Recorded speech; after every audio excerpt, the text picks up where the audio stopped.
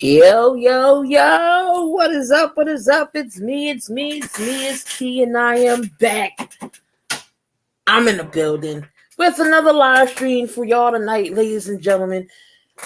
We got the Philadelphia Phillies and the New York Mets. What is going on, y'all? Oh, dang, Florida loses by 2.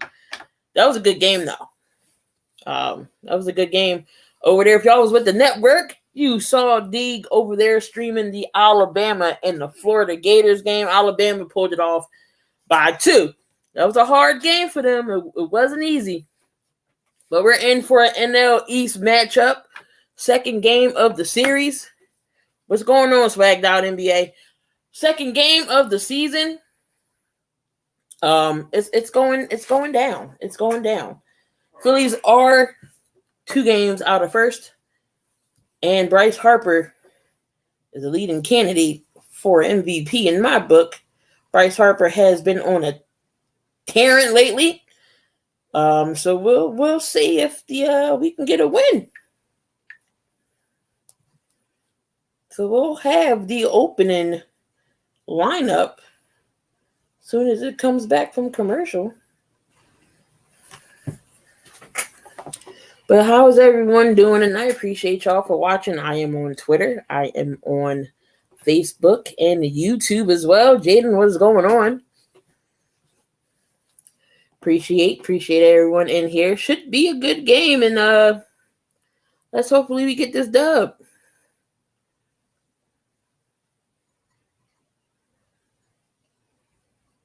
Hopefully we get this dub.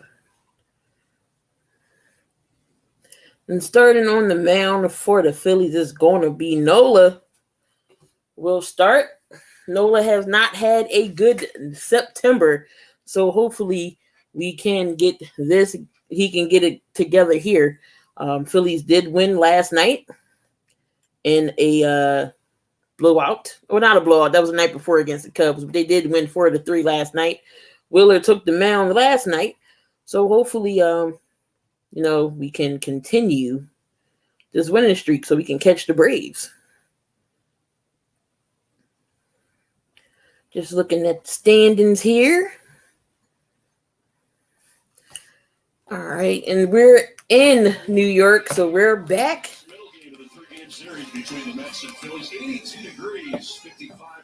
All right, so don't say anything if I'm behind you or anything, because you know how YouTube is. It's a little bit of a delay.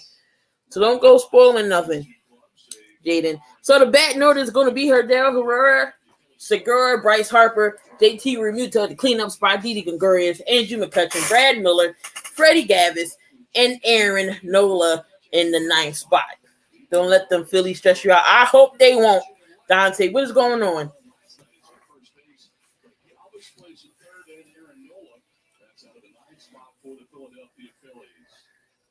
Joe Girardi and the Phillies went through a very tough stretch, but they're playing good baseball at the best time of the year to do so. So we're only 2 games out. Second season for Joe Girardi. He is number 6 with the most wins as active managers with 1,091. Being competitive in a postseason, but right now they're in the right place, right time, and they've endured some of the worst losses you could ever have. So out of them, Trying to see what's a good angle here for me.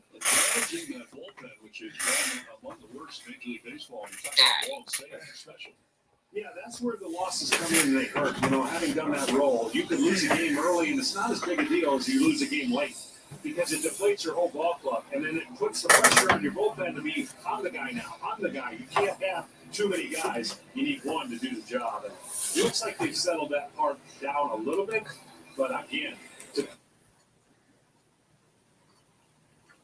Come on, TV, don't start. Being in this position is incredible with a fighting chance to get to the postseason. Slight delay. The umpire's a little late getting out there, but they are arriving. How the umpire's going to be late? See, this is what I'm talking about. Can you start nothing on time? That's New York for y'all. Exchange lineups now. Let's check in with the third member of our broadcast team, Ken Rosenthal. Kenny? Guys, Carlos Carrasco starting for the Mets tonight. Missed most of the season with a right hamstring tear. Carlos Carrasco will be starting for the Mets. The first inning remains a problem for Carrasco. A 15 ERA in the first inning. And he's done something different of late, John, trying to snap out of this first inning doldrum. What he has done is thrown his... Whenever the game gets done, Jaden, we don't know. It can go on overtime. It could be a good game. He has the 4 o'clock game. So that can go up until almost like 7-ish. What's going on, CG? CG is the newest member of the Spotlight Sports Network team.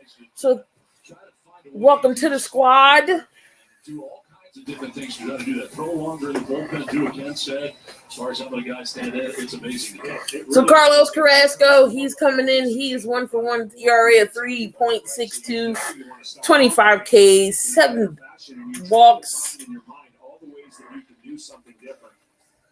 in his last 5 starts. When he gets to it, I remember my teammate Tom Glavine. That was the only time you could get him for a while, and then he figured out how to get that done. And starting the first inning like the ninth is possibly the best formula I've heard of, but what that tells you is that so everybody's just warming up. Things warm up wise, mentally and physically to figure this thing out. Hopefully tonight will be different. So far, 1-2 with 5.59 ERA. His 10th starters to check out the defense behind him.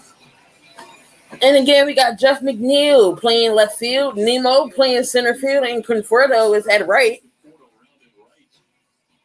Then we got Jonathan Villar, Francisco Lindor, Baez, Alonso, and McCann is at catcher. Oh, I'm glad you chose to be with us. So,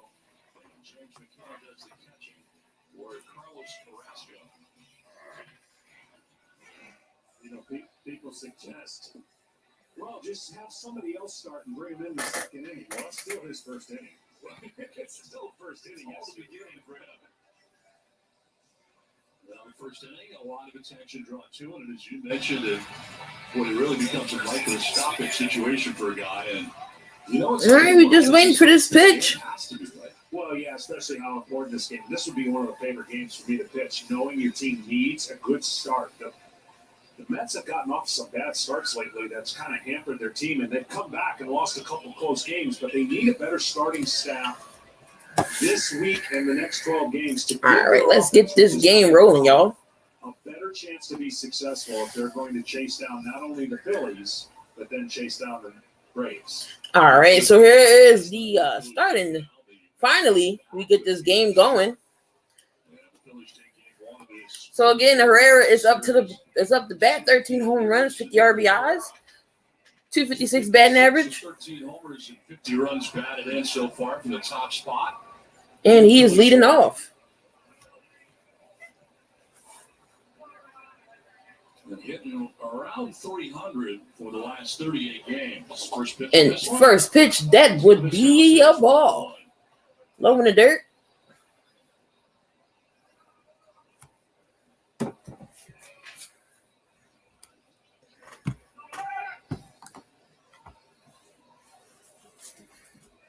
Carrasco's 10th start of the year, a 5.59 ERA coming. All right, second wind up in the pitch. And he does hit that high pop up, but that goes out of back into the seats. That will be a foul ball. Again, what is going on, everyone who's in the chat? Appreciate it. What's up, Prince Sean? How you doing? Make sure y'all smash that like. We got a good game hopefully coming in today. Along with the theory for the Mets this year, their starters are just not. It's the NL East battle. Mets and the Phillies. Phillies is 2 games out of first. Trying to catch the Braves. When you talk about their rotation, their ERA, and it's reflected in the standings. And Herrera is still at the plate.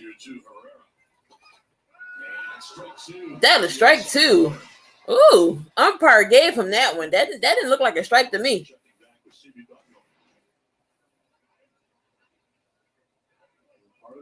Must have caught the corner. So he's down and count 1-2 to Herrera. Probably leading to most of his issues. And here goes the pitch. And he swings, and that's a little grinder. But Herrera, he gets him out. Tell you what, seeing that live, I would be surprised if they're going to take a quick check and see if that's something they want to replay. Boy, did he get down the line. I don't know. They might challenge this one. But as a change-up pitch, and he hits it weak. Hits the little change-up. Just in spring training 1,000 times. He gets a good break. He goes direct line, but slows down right there. And maybe just a fraction, he gets the foot on the inside part of the bag. No challenge coming from the Phillies, but boy, that was close. That was close, but that's not going to be a challenge. That's going to be an out. What's going on, Alex? And there's one out here in the first inning. So there is one out. That play was close at first base, but Carrasco with the put out. It was close. Long drive, deep center field, and it's out of here. Solo home run to Gene Segura, and the Phillies are on top. 1-0. Let's go. Phillies strike first, ladies and gentlemen. Gene Segura hit a banger. Solo home run, 420 feet. On the very first pitch, he knocks it out. 1 out. Phillies on top, 1-0. 1-0 Phillies on the home run by Segura, his 13th of the year. And it brings up Bryce Harper. There and here comes Bryce Harper coming up the bat. With 1 out. Segura is for the 13th time this year. He was slugging 9-11 on the first pitch of the at-bat. Third best so far in baseball. 420 feet away. 112.2 off the bat. And Bryce Harper takes a swing and a miss. This guy's a hit machine, and that's just a first pitch fastball. That was a first pitch fastball out to left field, to left field, and it was gone. I guarantee you, he's still in there next at bat. That is 1-1, and Bryce Harper takes a ball on the outside. Did I say that? Did I say that? I think you did. Did I already say that? Out loud, I believe. Shout out to my boy CD for joining the family. Happy and excited to do more work with you. Exactly, Dante. And again, it's 1-1. Harper takes the hit, and there's a little base hit right up the middle. So Harper would get on base with the base hit. So it is 1 out. Runner on first with the 1 out single. Again, the Phillies are on top early. It's only 1 out. Gene Segura with the home run.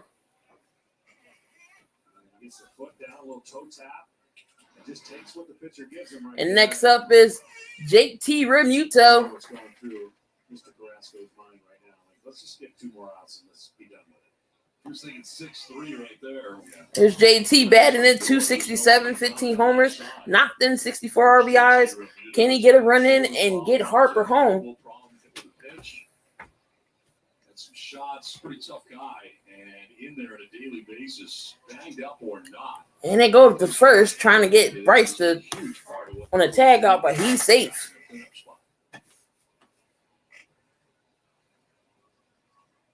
We talked to Joe Girardi about him before the game, and Joe sung his praises, and that is certainly something. The pitch, oh man, JT hits that up the middle, and it will be a 2-3 double play. The Mets get out the inning, y'all. It is a double play for JT Realmuto. Mets coming to bat. Mets are coming to bat. Still 1-0. Bottom of the first we go.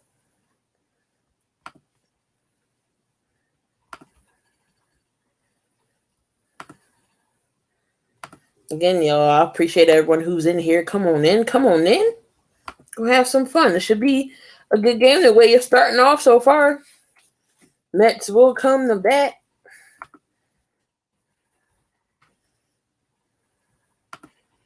But y'all know I am partnered by the Spotlight Sports Network. And, we just hit the 1,000 sub mark over there. I believe we're at 1,050. But if y'all don't know, make sure y'all go check them out. Again, the Spotlight Sports Network. Make sure y'all go subscribe.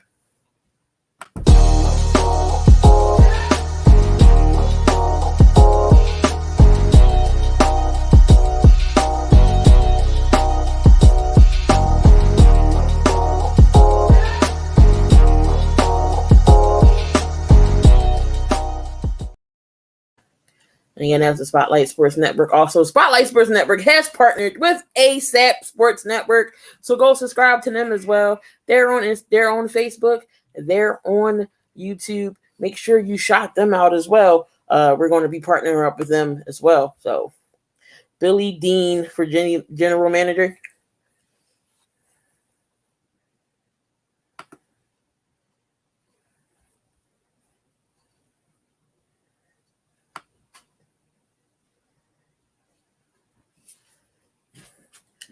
So again, we got Phillies on top.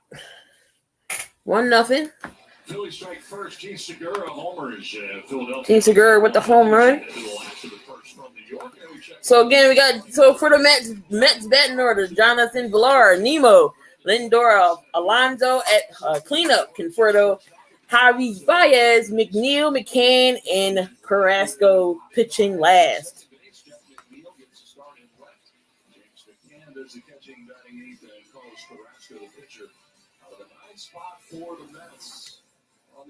And again, Aaron Nola is on the mound. Nola hasn't had the best September, so hopefully he can have a good game today. He is 7 of 8, ERA 4.8, 163 innings, 35 walks, 202 strikeouts, gave up 24 home runs.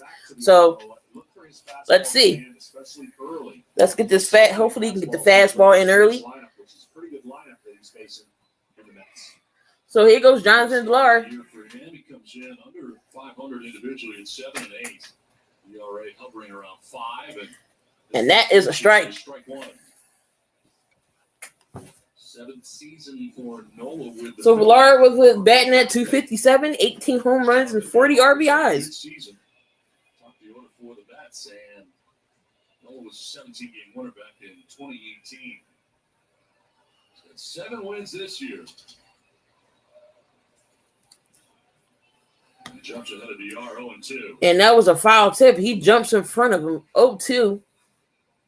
And the fastball command I'm talking about is that you can't miss by 7 to 10 inches. Like if you're going away, you can't pull it inside. Like he actually did on the first pitch, but he got a strike. Is then the pitch that becomes his best friend is that changeup he threw on the outside part of the plate. The hitter's always recognizing the last location of the pitch. And an 0-2 for Villar. Here comes the pitch. And that was way high. That was a ball.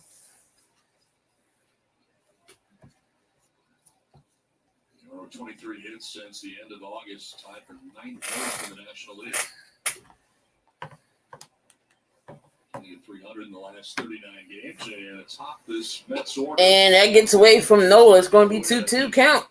When Nola's on his A game, that front door sinker that we call a front door sinker that he tries to snatch the inside part of the strike. Come on and hit that like button. We're at 8 likes right now. Can we get 10? Can we get 10? Activities a little bit different for Nola. And there is a full count pitch in the dirt.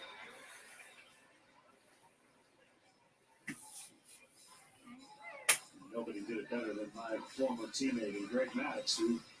And here comes the full count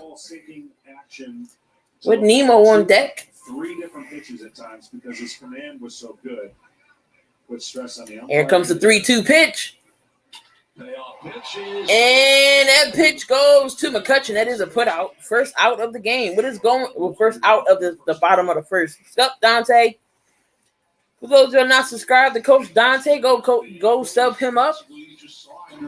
He covers everything, whether it's the Rockets, the Astros, the Texans. He got you covered.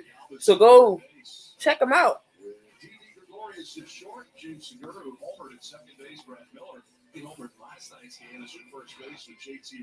And Coach Dante is going to be live on the Spotlight Sports Network later on tonight for the night game. College football action. So Nemo is up. He takes a ball.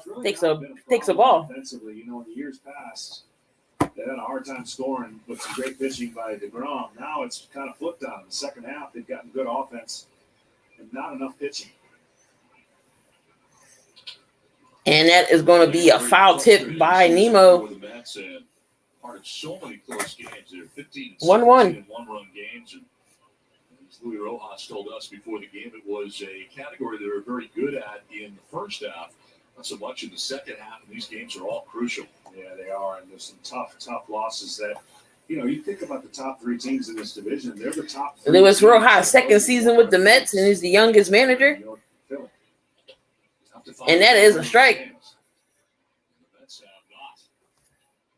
So it's going to be a 1-2 pitch, 1-2 count for Nemo. 1 out. Phillies up. From Jimmy Butler as the plate tonight for the umpires.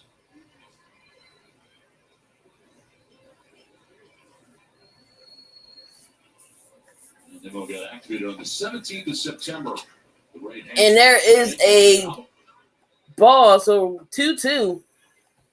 There's that fastball again, just pulling it. Now, when you stay patient as a pitcher and you're connected with your mechanics, you feel like you got a tunnel to that area against left-handers. Yeah, Damian, so far so good.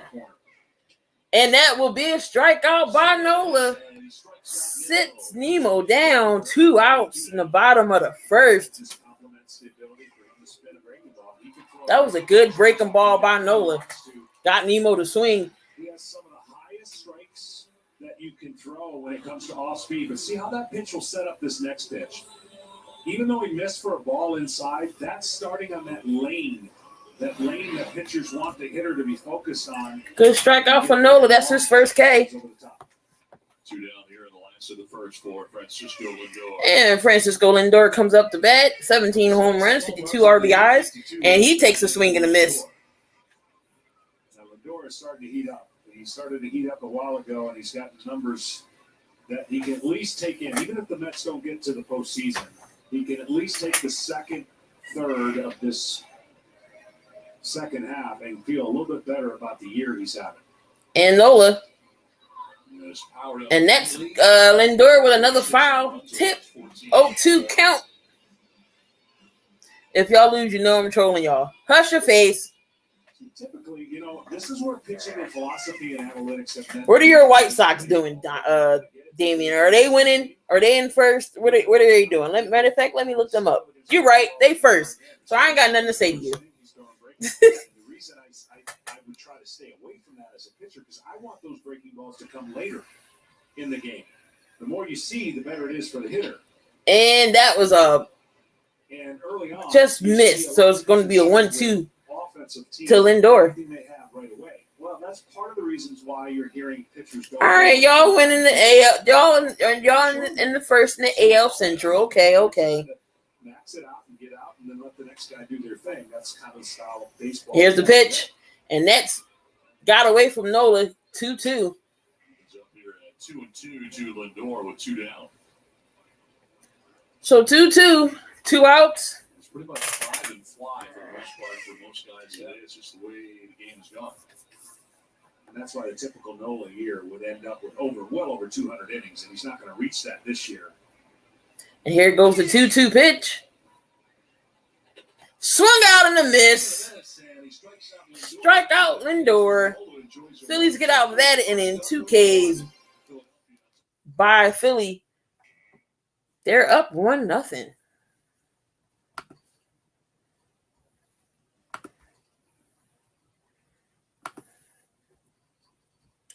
So again, y'all, I know fantasy football's coming up.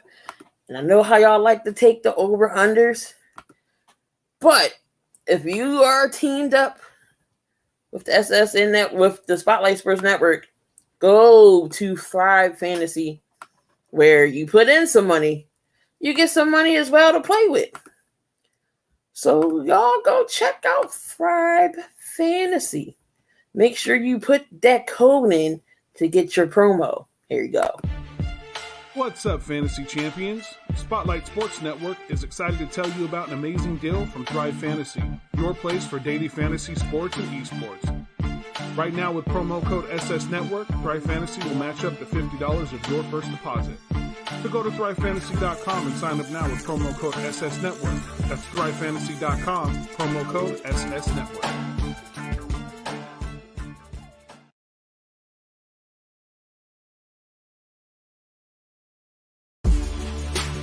Welcome to the My City, My Game pod show featuring Raider J77, your place for all things Raiders and all things Trailblazers. Brought to you by the Spotlight Sports Network. Make sure you like, subscribe, and hit the bell for notifications. Now let's go.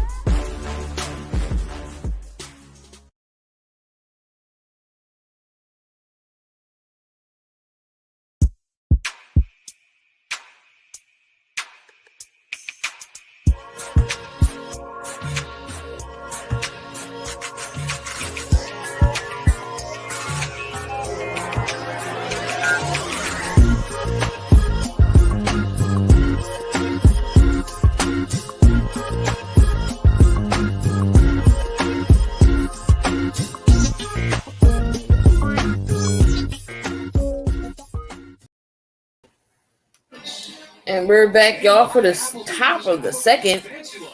Make sure y'all go on over and hit that merch. Get all your latest merch, including myself. The link is always in the description. And here is D.D. Gregorius. Takes ball one. Gregorius has been battling an elbow problem throughout the year. The numbers are down for Gregorius. 11 home runs for D.D. 48 runs batted in. 48 runs batted in. And the check swing, did he go around? He did go around, so that would be 1-1. Ortiz said he went anyway. Gregorius, McCutcheon, and Miller featured here in the second inning for Philadelphia. So we're all 2 games out of first. But the Braves, the Braves play the Giants. So hopefully the Giants can win that series, and we can catch up. The Giants did win last night, and that's going to be a 1-2 pitch. Here comes and that's going to be a ball. 2-2.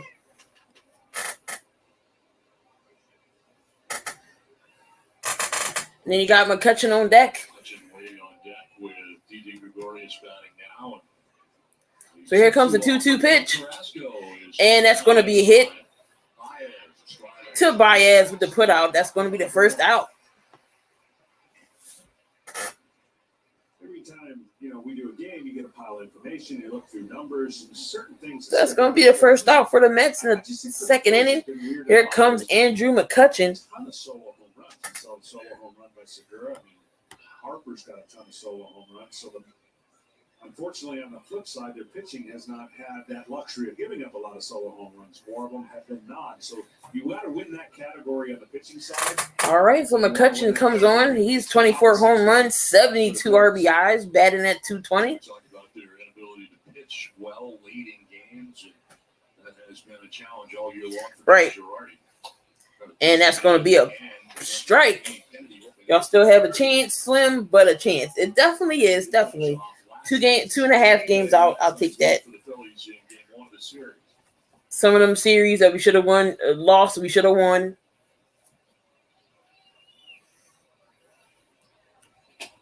And that ball gets away. It's going to be a tie. 1-1. 24 home runs on the year. That solo home run snapped kind of a modest little 15-inning stretch of no home runs given up by Carlos Carrasco. And here goes the 1-1 pitch.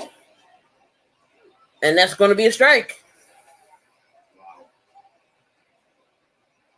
I mean, McCutcheon's like, if that's a strike, I'm in big trouble.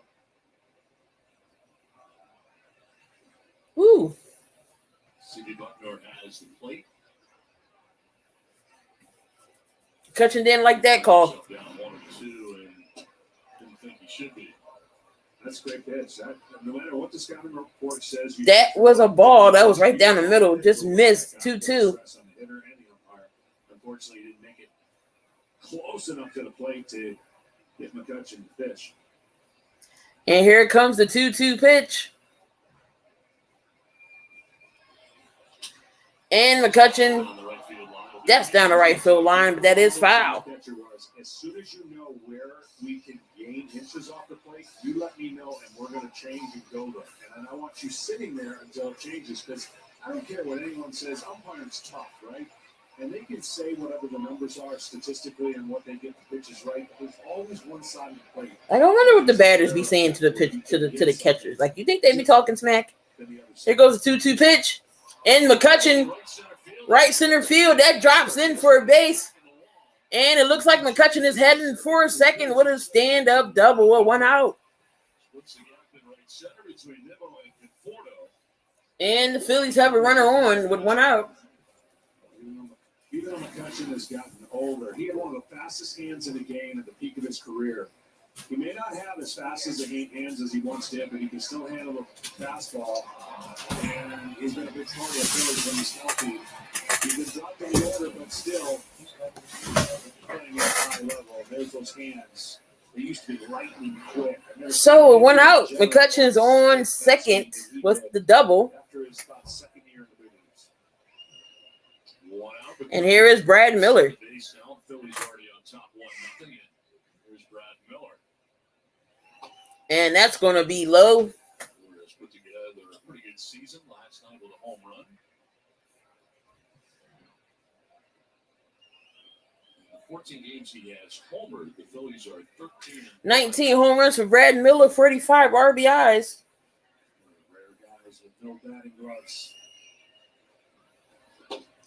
Ooh, and that is a strike. Strikes even the count of 1-1. Even count 1-1. The challenge for Carrasco against a guy like Miller is Miller takes away his strength, meaning the changeup is a great pitch for Carrasco to throw to any left-handed hitter, but Miller is a good changeup hitter. I mean, he's hit a lot of home runs on changeups. And a 1-1 pitch, that is a strike. Strike 2. That's strike number 2. 1-2 15 home runs. is the count. Got McCutchen on second with 1 out. 30 home runs. Back in 2016 with Tampa Bay. C.B. Buckner just barking back into the Phillies dugout. He has heard enough from Joe Girardi and his club. I don't know. We're getting warnings. I don't know what this umpire back here is calling, but some of these balls ain't strikes. So Girardi is getting pissed. He was tossed on a check swing. So Brad Miller with the swing and a miss. So that's the first K for the Mets. And another great pitch selection. Off of a low fastball that got called for a strike. He spins a breaking ball and starts at the same height. This ball will spin. Brad Miller was swinging in the dirt. It was a changeup, so he didn't go to the changeup. It started at the same Swinging at golf balls. that he threw the fastball. That's the key. So Andrew McCutchen's on second. Here comes Freddie Gavis to the plate. 2 down, 13 home runs for Freddie, 38 RBIs. Veteran who played the bulk of his career at shortstop has moved over to third base in his return to Philadelphia. It all started for him in the big leagues. And that ball's in the dirt. That is a 1-0 count. This night starts, he should have 310. It's at 316 against NL East clubs. Fired from the Baltimore Orioles at the trade deadline. And Freddie with a swing and a miss. What? Y'all swinging at that. So it's 1-1. This is the eighth hitter with the pitcher on deck, man on second, 2 outs. The eighth hitter is trying to figure out, I don't think I'm going to get a pitch to hit. Do I stay aggressive? And then the pitcher And we got Nola on deck. So I don't have to throw many strikes. In the National League, you can get out of these situations. And that was a wide pitch on the outside for a ball. 2-1. Again, Andrew McCutchen's on second. 2 outs. Phillies up 1-0. Was not a terrible hitting pitcher. He does have 7 hits on the year. He waits on deck. 2-1. And Freddie takes the strike. It's 2-2.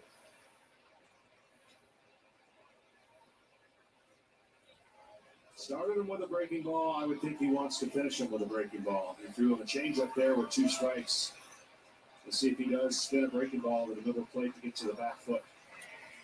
And here goes the 2-2 pitch from Carrasco, and Freddie pops it up, and a diving catch by Nemo to save that, because if he didn't get that, that would have brung in McCutchen. That inning is over. That was a nice diving catch by Nemo. And the Phillies leave McCutchen at second. We're still on top. 1-0.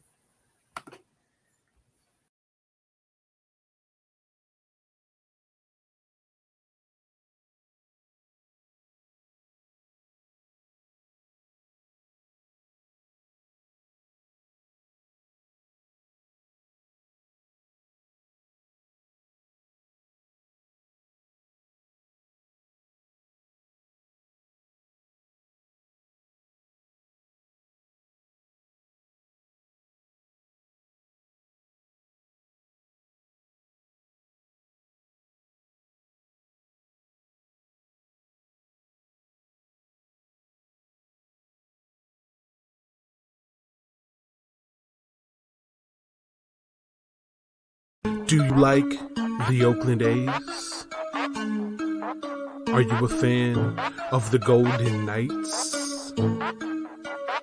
Do you love the Los Angeles Chargers?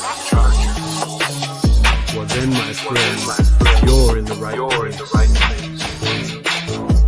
This is the Smith Sports Talk Show with your host, Jake the Snake Silva, brought to you by the Spotlight Sports Network. What's going on, Robert, over there at the Phillies Sports Podcast? Make sure y'all go check him out. He's going live on the network and his channel as well at 8:30. Again, he got you covered on all Philly sports as well, whether it's the Phillies, he covers the Phillies, he got the Sixers, he got the Eagles. So make sure y'all go over there and check my man out, the Phillies Sports Podcast. So go check him out.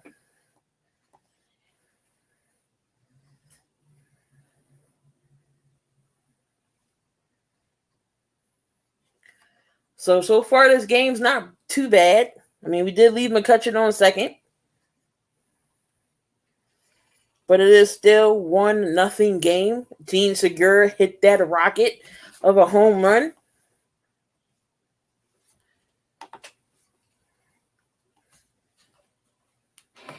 Phillies have a 1-0 lead as we move to the bottom of the second back at Citi Field. The Fox Bet Super 6 app is giving you a chance to win the Hockey's money during the Phillies versus Mets game.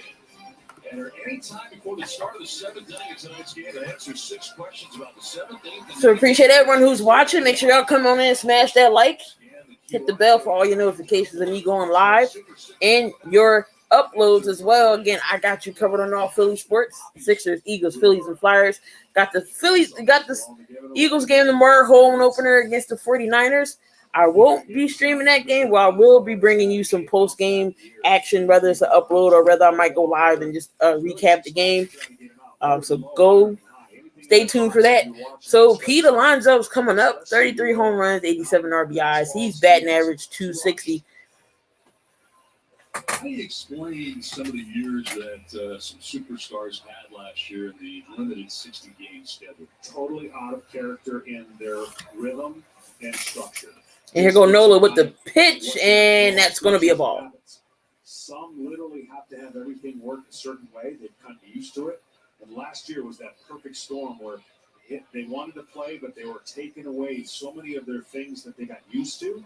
And I think mentally it definitely messed with some guys. And this year, most of them have returned to normal. And that does a hit, base hit right up the middle for Pete Alonso. Like I said, he's just so good in the strike zone. That pitch was in the middle to down in the strike zone. And for Mr. Noah, I'm sure he's glad it stayed in the ballpark, because anything in the strike zone, he's crushing. So definitely Pete Alonso with that base hit. Runners on first with no outs. Monster rookie campaign.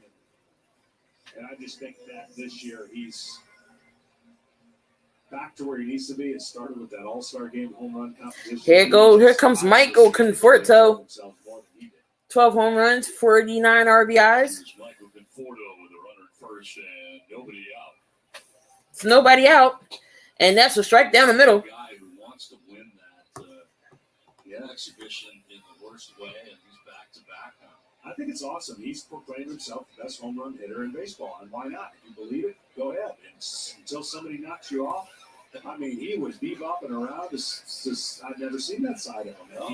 He definitely is taking his game to the next level, and I think that's part of what. All right, here comes the 0-1 pitch to Conforto, and he takes strike 2. So 0-2 is the count. Some would say maybe he shouldn't have been dancing, but hey, he thought he had rhythm. New runner on here at Alonso in the second inning. Michael Conforto. So Michael Conforto with the 0-2 count. Side for the Phillies, they stack it up and bring T.D. Gregorius over to the right side with Segura and Noah. And swing and a miss on 3 pitches. Conforto with the strikeout. That is number 3 for Aaron Nola.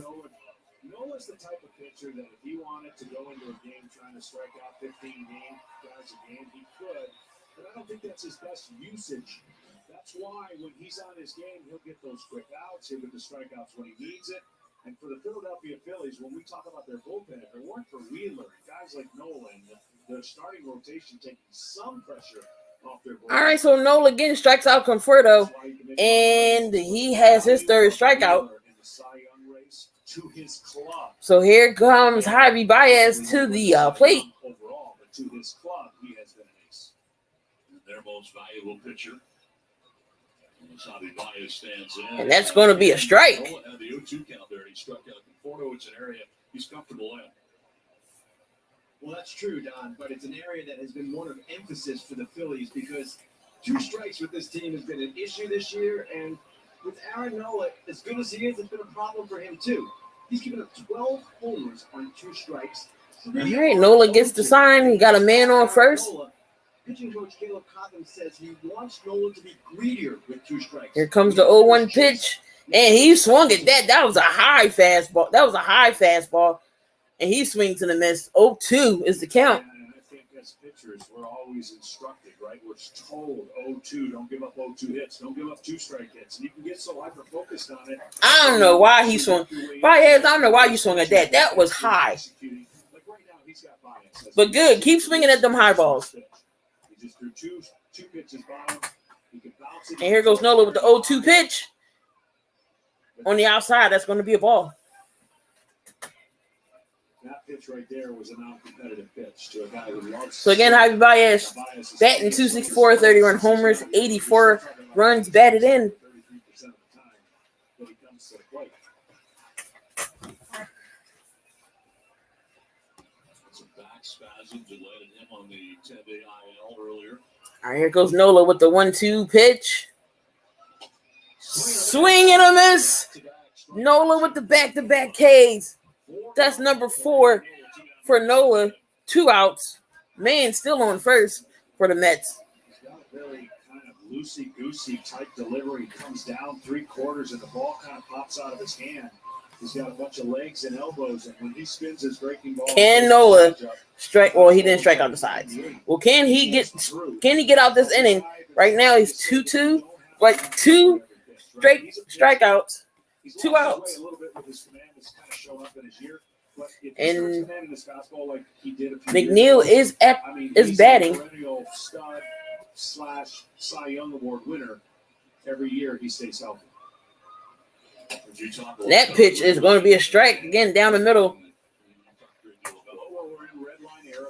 And Jeff McNeil with 6 home runs, 33 RBIs, batting 249 for the Mets. Needle stay there. You're going to blow your engine if you stay there. It's the same thing with pitching. I know we're teaching each guy to give them max effort, give us everything you got. We'll get the next guy to do the same thing, but the injury rate is so rapid. I mean, the Mets don't want. Here goes the pitch. That's another strike. 0-2 for Nola. But when he pitches at 100 miles an hour and he's unhittable. So 2 outs, man on. There needs to be a middle And ground for McNeil is down 0-2. He doesn't have to be the greatest pitcher every year. But to the Mets, if he can make 30 to 35 starts, that's the greatest pitcher for the Mets. And I hope that him and the team can come to that. Whatever adjustments they need to make, I think he can pitch at 95 and 97 miles an hour, but time will tell. And here comes the 0-2 pitch. Just not have the 1.0 ERA. I mean, that's just. He gets the sign from Menudo. So here comes the pitch, 0-2. And that's going to be on the outside. It's 1-2. Bats with 2 outs and Pete Alonso at first base. I'll say this, and I shouldn't say this without having the numbers to back it up, but there's a sense of me that I've been watching this game that in the 7-inning doubleheaders, it seems like the pitchers are going farther in those games than they're going in a 9-inning game. That's bizarre. And I thought it would have been the opposite. And here comes the pitch. But And that's going to be fouled. In a 7-inning game, no, they don't have to go 9. And maybe the numbers don't show it, but it senses to me that they're doing a lot of 6 innings. Yeah, I believe there's a part of that. And, you know, when you first heard about the 7-inning doubleheaders, I'm like, we're going to get a lot of 3-inning outings and the bullpen, Johnny bullpens. But the clubs have figured out they can save their bullpens by having their starter going 6. Again, here's 1-2 to McNeil. Same thing over and over again. So, And that's in the dirt. Especially in game 1. 2-2. To exactly your guy there, knowing you got a second game that day. yeah, for sure. You like the 7-inning doubleheader? I'll tell you what I love about it. And I hope they incorporate it fully next season in this regard, not in the rain-out regard, where it's an unfair competitive advantage for teams. And here comes the 2-2 pitch. To make up those games in less innings than teams who don't have the rainouts, who have to play more innings. Here comes Nola with the pitch. And that's going to be a ball. Of every Sunday or twice a month Sundays for every club. No, Jaden, he's not doing the Phillies game. Shorten the season, play the same amount of games, have a mandatory day off on Monday, but give everybody the same amount of 7-inning games versus the randomness where, let's say, last year was an outlier, but the Miami Marlins got a chance to get the postseason because they played the most 7-inning games, right? So I would be in favor of mandatory 7-inning. So it is a full count. I know there's going to be a gate issue. After being up 0-2, Nola manages to get a full count. And then move the season, and everyone seems to be wanting more often. And here comes the pitch. And that is going to be a base hit up the middle. Here comes McCutcheon. And that's going to be a first and third situation with 2 outs. So McNeil's at first. Phil Alonso is at third with 2 outs. One of those guys that hunts. He's a hit maker. He hasn't been exactly this year where he's been locked in, started off really slowly, and you can tell that Alonso was ready to go down if he needed to. When that heavy body starts leaning forward, the third base coach told him he could come in and stand it up. Okay, same situation. 8th hitter, 2 outs, pitcher on deck. And that 8th hitter is So here comes McCann for the Mets. Double figures in all with 2 outs. 2 outs, 2 men on third, first and third for the Mets. First and 2 down in the New York second inning.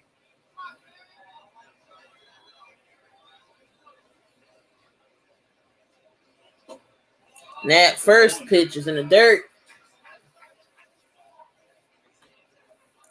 Can Nola get out this inning? Where do you fall in the extra innings and the runner at second base? I love that. I know a lot of people are down on that, and I'm just telling you right now, from a player standpoint and safety, I know it was put in for protocol for the safety of time on the field. I just don't think there's any value in an 18-inning game, in the style of game that we have today. It's either strike. Sorry, that's Alonso that's a third. That's going to be a strike. Everyone's trying to hit a home run, and you get a lot of pop-ups and strikeouts, and the game go on. So the count is 1-1. Again, two outs, 2 men on. McNeil left first, Alonso at third. McCann is batting. Can Aaron Nola get out this inning? I'm a big fan of that because it creates action. I think the longest game might be 16 innings this year. Here goes the 1-1 pitch. And that's a strike to McCann. So it's 1-2. Then it's working. And it's creating action. And the team's ability to score is a lot easier than if. And I know, I mean, I get it. The historians and the people who love the game, I know it changes things, but with a game. Shout out to the 7 that's in the chat. Appreciate you. It just doesn't do you any more favors by the stadium. And again, 2 on, 2 outs. 1-0, 1-2 pitch. Here is Nola with the, and that is going to be a foul. So McCann stays in this game, making Nola work. I do hear from a lot of people that I'd be in favor of anything that creates more action, right? The action, the athletes are better than they've ever been. They're stronger, faster. So whatever motivates that to happen, I know a lot of people talk about the pitch clock coming. I think that's coming. Just to get the game at a faster pace, because there's so much information. Think about what these players are doing. They're trying to. All right, again, 2 men on. Alonso at third. McNeil at first. McCann is up with the down or 1-2 pitch. 2 outs. Can Nola get out this inning? And Nola goes over to first to try to get McNeil, but he is safe.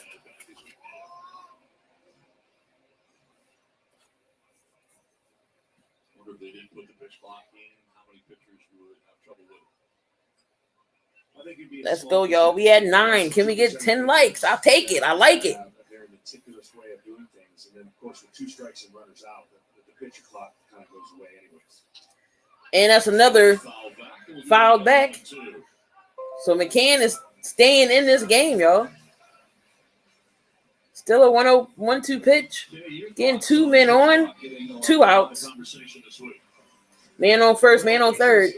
The Athletic wrote an article this week, and he analyzed what is going on in the Low A West League, where they have a 15-second pitch clock, and the time of game there has reduced by 21 minutes. 21 shows you what a pitch clock can do. Maybe it won't be 15 seconds, but baseball is looking hard at it.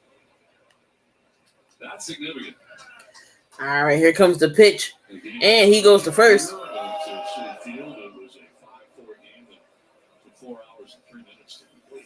Yeah, I think the information up here, though, is so far greater, and there's so much more to do up here than in single A. I would like to hear those. I would like to see the AAA numbers, where it's just closer. If that was significant, then I would say, okay, great, we can shave off some of those minutes. Appreciate you, Dana, with the 10th light. The whole idea is starting the minor leagues to teach everybody how to go a little bit quicker about their business, and then it's not such a big drastic change when they get up here. All right, so here comes the pitch. And that is popped up. And that was back in the dugout. So McCann is staying in this, is making Nola work.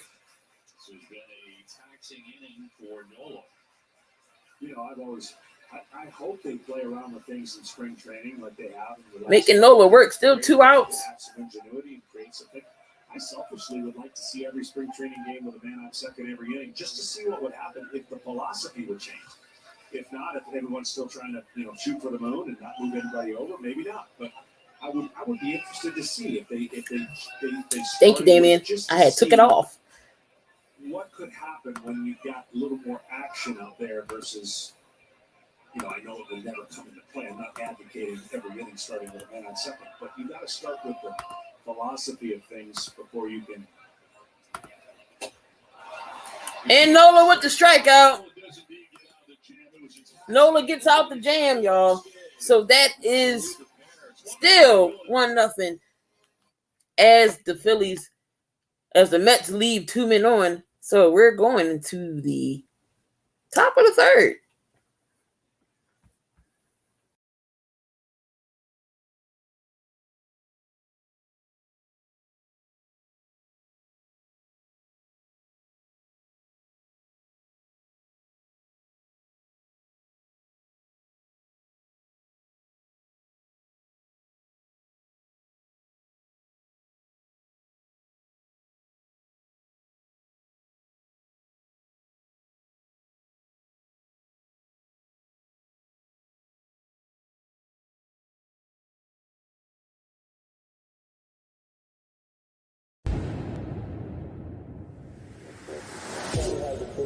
I feel like the grass is green, and everything I do is unseen. But I know that's just in my mind.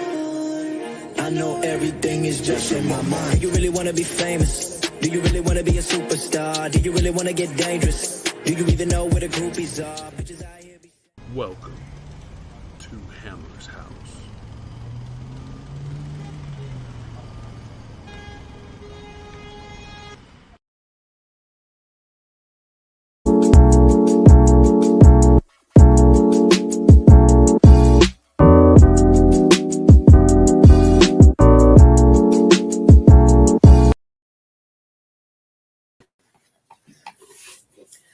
Because everybody at the network, well, not everybody at the network, but make sure y'all go hit that like, subscribe to the channel. I appreciate everyone who is in here.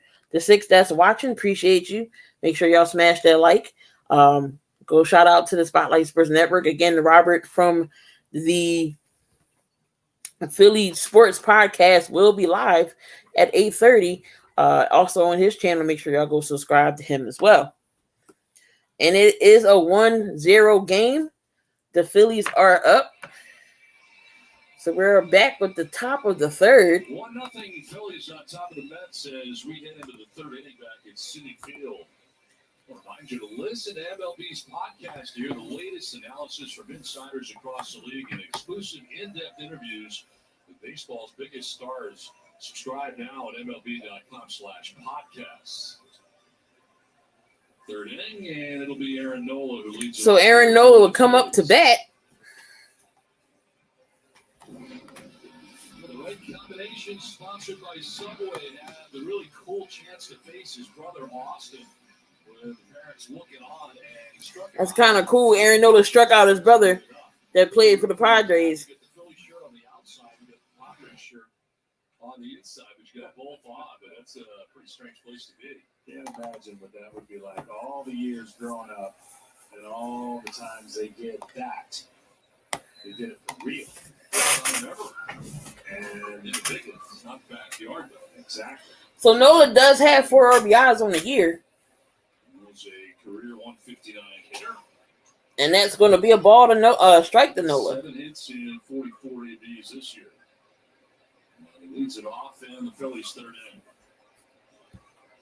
Roscoe's thrown 30 pitches. And Nola takes a hit. That's going to be fouled off. 0-2 pitch. Facing Tom Glavine, when you play 15 years with a guy, you never think you're going to face him. Practically your brother. Practically, and I'm like, I'm going to hit this guy. Like, I've watched this, every hitter go up there and every hitter come down. And here comes the 0-2 pitch for Nola, and he strikes out. And I'm at the plate, and I'm like, stay back, stay back, stay back, stay back. I couldn't do it. His changeup, I grounded into a double. So it is 1 out. And I finally realized. Carrasco with his second strikeout of the night. Every hitter came back with, can't believe I couldn't hit this guy. Okay, but I spin out of the box. Oh. What'd you get from him? Did you hear from him right then? No, but my claim to fame for I did get my 200th win against Tom Glavine, so I'll never forget that. But I made a defensive play, and thankfully he couldn't run very fast. It's one of my Here comes the pitch for Herrera. That's in the dirt. Kind of like my brother. 1-0. For years we played together and never thought. We always talked. Here's what I'm going to do to you if I ever face you. Again, make sure y'all shout out. Make sure y'all go sub to Robert of the Phillies Sports Podcast. He will be live on the network at 8:30 for his podcast show. Go hit him up over there. Make sure you tell him I sent you over there.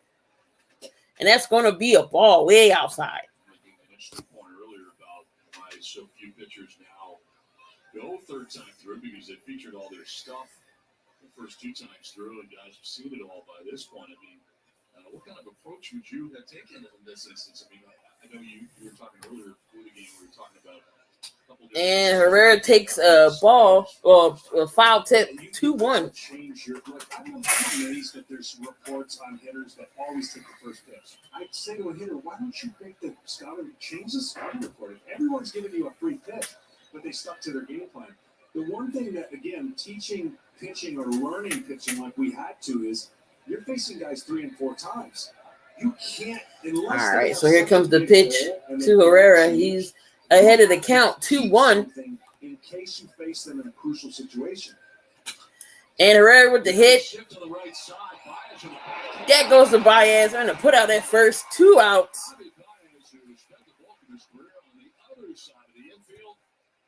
Here at City Field and with the Mets and a good backhand play against the grain. That was a great play, and this guy has been known, even when he's struggling at the plate. So it is 2 outs. A magician in every sense of the word when he's in the field, he's impacting the game. But to kind of finish that up, it's like now there's one style of hitting. So it's 2 outs. So pitchers We in the third inning. have to deviate or change because the hitters aren't changing. And here goes Gene Segura, who put this game, who put the Phillies up. The solo home run in the first. I wish I could see the Eagles and the 49ers game going either way into OT, possibly into OT, maybe. It's going to be good. It's definitely not going to be a blowout. They rely on their horses. Very few times will you win a World Series without your starting staff doing their job. Very few. And so today, Segura takes another hit, and that's going to be fouled. So he's behind 0-2. 2 outs, y'all, in the third. Of your eyes, they have so much information now that that's how they're attacking the game. Carrasco ahead here, 0-2. So Carrasco is ahead, 0-2. Here comes the pitch. And Gene Segura, he does it again, ladies and gentlemen. Number 2. Gene Segura with the home run. Second solo shot. Phil's goal on top. 2-0. Well, what was fighting the Phillies pitching staff on an 0-2, their offense took care of it on an 0-2 pitch. And I can tell you right now that would like to have a redo for Carrasco.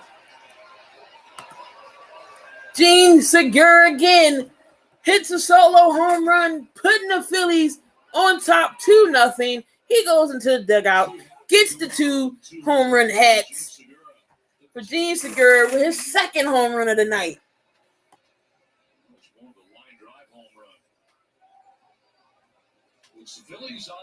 And here goes Bryce Harper coming up. He did hit a little single up the middle.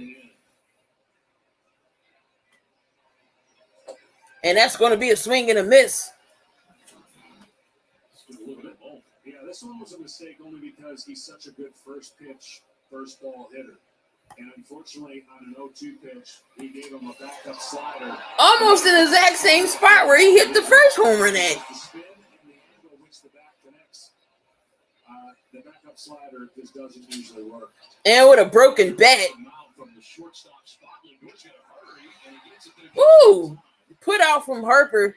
Harper was flying down the line, but he did get him out. But that's the end of the inning, y'all. But Gene Segura strikes again. Mean Gene with the solo home run, putting the Phillies up 2-0.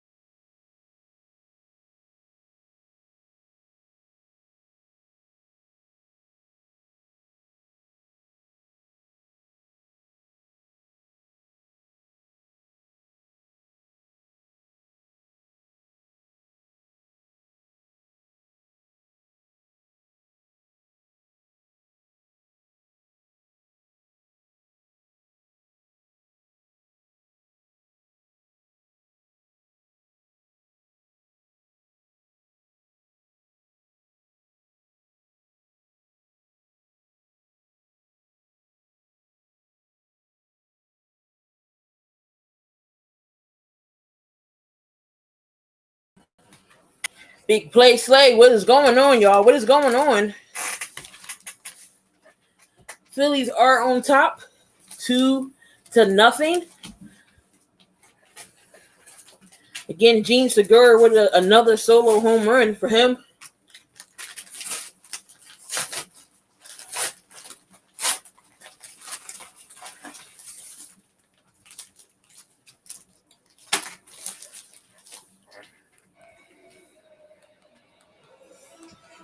Phillies have the lead over the Mets as we go to the bottom of the third, thanks to that guy with 2 home runs. Well, MLB celebrating Hispanic Heritage Month, recognizing the contributions made to our game by the Latino baseball community, past and present.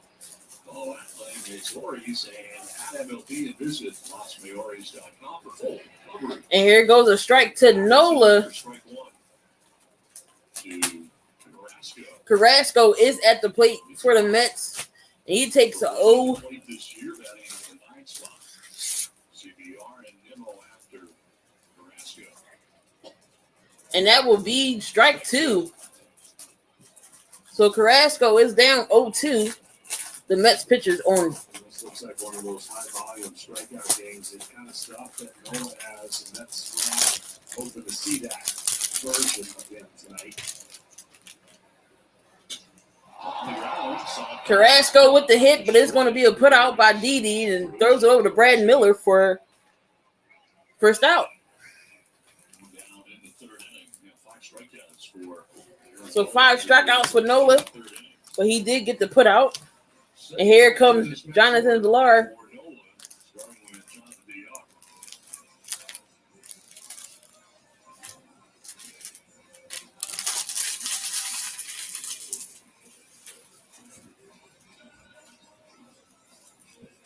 So Jonathan Villar did a line out in the first inning.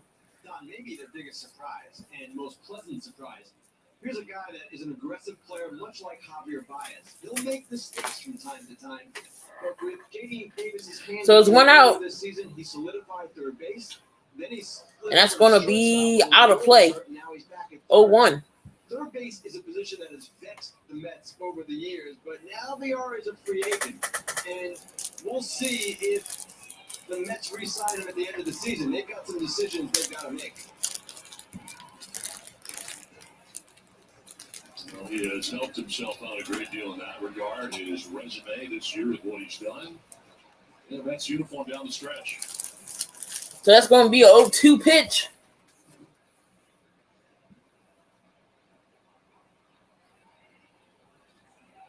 Bats with 1 out and the base is empty.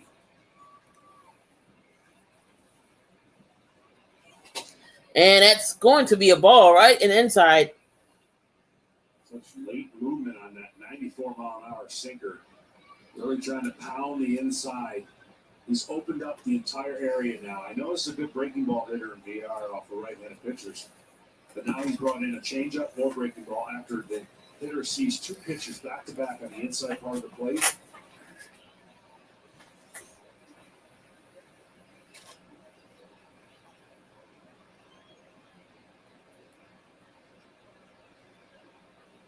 Nola gets the sign for Remuto. And Jumping back out of the way, ball 2. Ball 2. 2-2 count.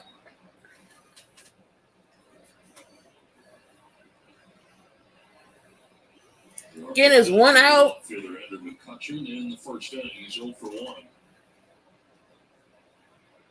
5 strikeouts so far for Nola. And Nola with the 5 strikeouts. So the 2-2 pitch. Here comes the pitch. And he misses again. Full count.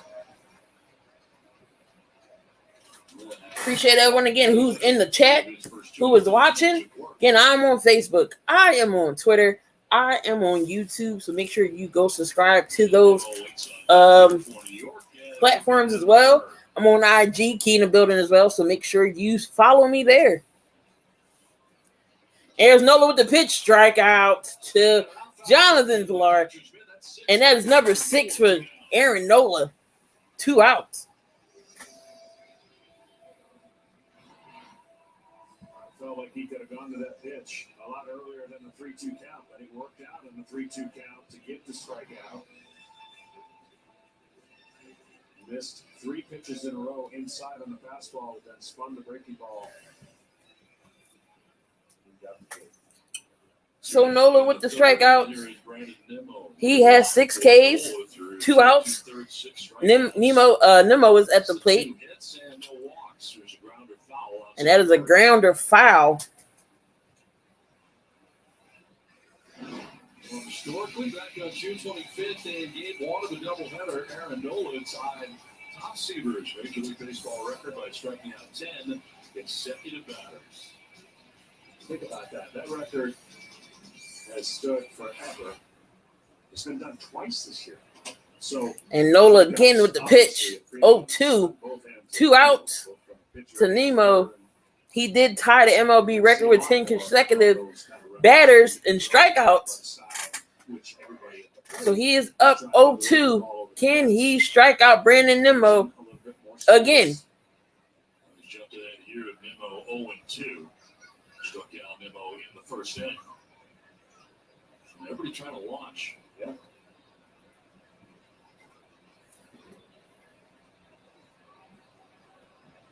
And 0-2 pitch. Strikes out Nemo. 7 strikeouts for Aaron Nola. 1-2-3 third inning from the Phillies. 2-0 lead.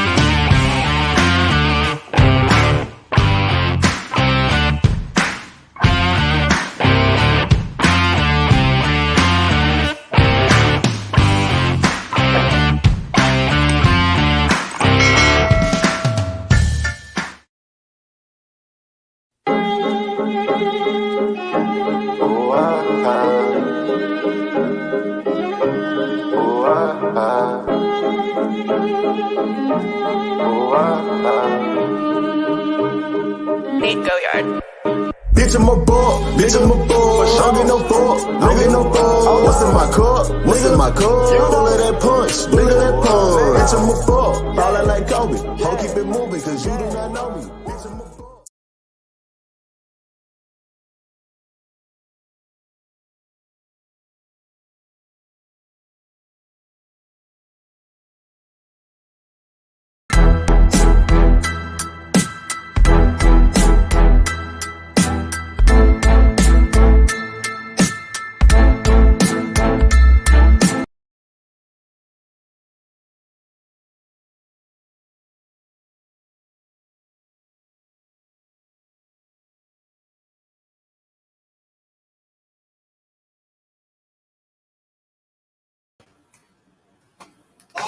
Verizon 5G built right.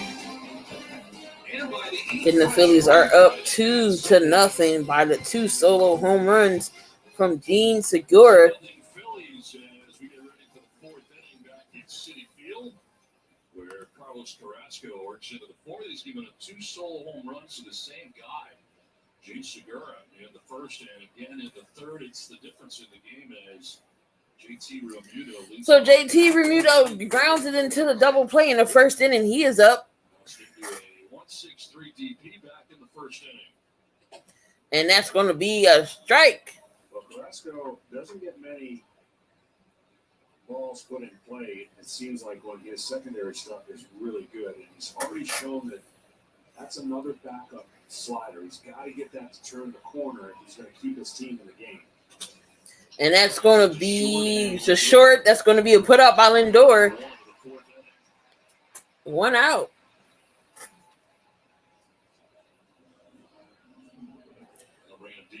So here up comes Didi Gregorius. He grounded out into the 2nd his first time up. He keeps the ball down, and he uses his off speed off of his fastball. This is the kind of pitcher the Mets were hoping to get. Of course, he hasn't been healthy all year. And that's been a theme again that Mets fans are tired of hearing. Obviously, Syndergaard at this point, of course, DeGrom. Taiwan Walker had an incredible first half. Stroman. And that's going to be a strike to Didi. Again, they stayed healthy. That has not been the last 4 years. It's just something's got to change. Well, it looks like we have the first NFL being canceled for the season. Wow, what happened? And that's going to be a strikeout. That's how much I believe. That's how much I believe. Who got canceled? And what they have established in their bullpen. But when you see the pre-All-Star kind of numbers, I know the reflection of wins, losses, their offense wasn't connected with their pitching. And then in the second half, their pitching hasn't been connected with their offense. And that's going to be a foul. Still 0-2. You're talking about in 14 days or whatever the stretch was. I mean, it is impossible for this to happen. Braves go on a 9-game winning streak, and I think the Mets lose 8 in a row. And who getting canceled, Damien? They went from dominating the division to down 8 or 9.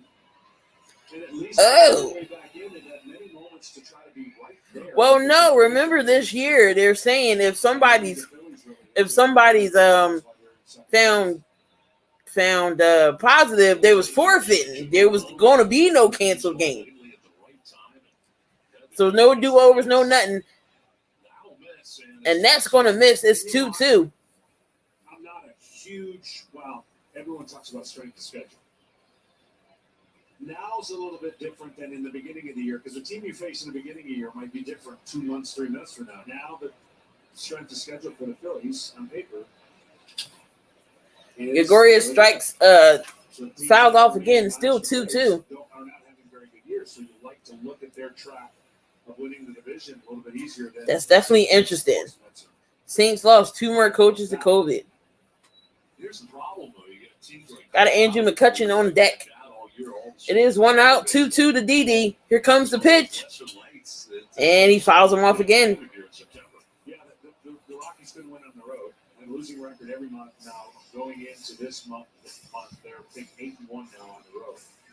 And they beat up the Phillies, they beat up the Braves. So, point well taken. I think when you're a good team or a team that's trying to be a good team, you take care of business and you win series. And swing and a miss. Gregorius strikes out. That's his Carrasco's 3rd K of the night. That's what's so amazing about the San Francisco Giants. They haven't had a bad month. They haven't had a bad week. It is the greatest story in baseball, and they may not win their division.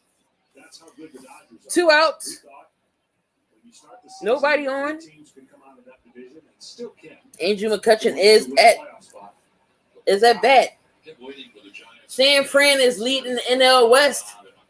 96 wins, 52 losses. And Andrew McCutchen, that ball is high and up into. And that is a put out. 1-2-3 inning for the Mets.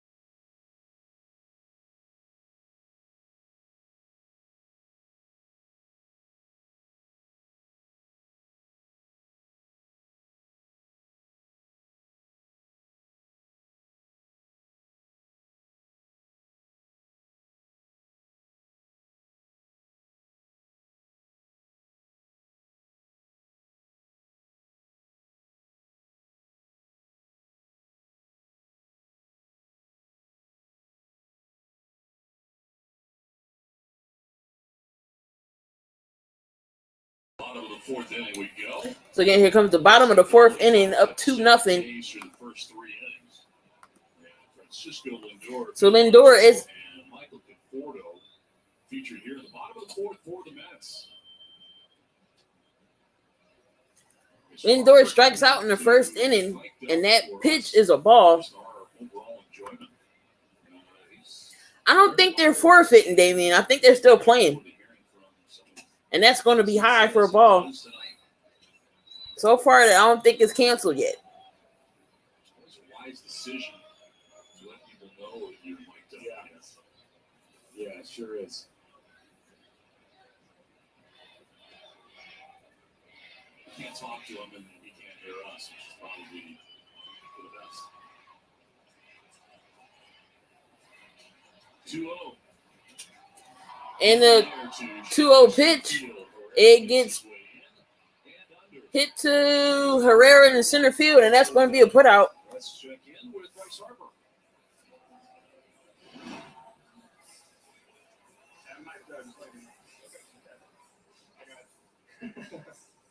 Yeah, I was going heater. Full board. I don't want to miss it. It just went down away. Like, the changeup was just like, you know what I'm saying? Who are you?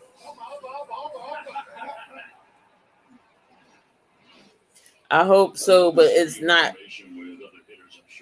Unfortunately, I can't show you the game due to the copyright, so I cannot show you the game. But it is on live national TV, if you want to see that. But I cannot, only because of the copyright, I can't show it to you. So that's going to be a hit, a foul tip for Alonso. The base is empty here in the fourth inning for New York. I always like, though, asking Maddox, hey, what do you think about this approach with Barry Bonds? Yeah, I can see it. I came up with it, told it to him, and then executed it, and he hit it 460 feet to right field for a home run. And that's going to be a hit by Alonso opposite field. So he's 2 for 2 this game. So I pointed in the dugout, he goes, So Alonso with the base hit. So it is 1 out with him on a first. but I thought you said it was going to work. You know, I'm leaning on your expertise. That's funny. But we spent a ton of time together, and I don't, you know, pitchers hang together, like hitters hang together, and you pick each other's brains. They made me a much better pitcher, just knowing how they did things. Even though we didn't pitch alike, I mean, not even close. But the art of pitching and the ability to entertain. Jamil, make sure you come on in and smash that like. Again, we have a man on first, Alonso on first, 1 out. He beat to his own drum, and it sure did. And that is going to be a ball to Conforto. You know, people ask that all the time, and it was so great that we never talked about it, but I think we all realized that we kind of wanted to one-up each other, which is good. And Nola with the pitch in the dirt. It's going to be a 2-0 count. So then you got to throw a one-hit shot. None of us threw a no-hitter, so we didn't have to reset the clock, you know. But it was a great, friendly competition, whether it was at the hitting cage and our hitting games, golf courses. We spent a ton of time, and we learned a lot of, A, how to have fun, 2, you know, or B, how to compete.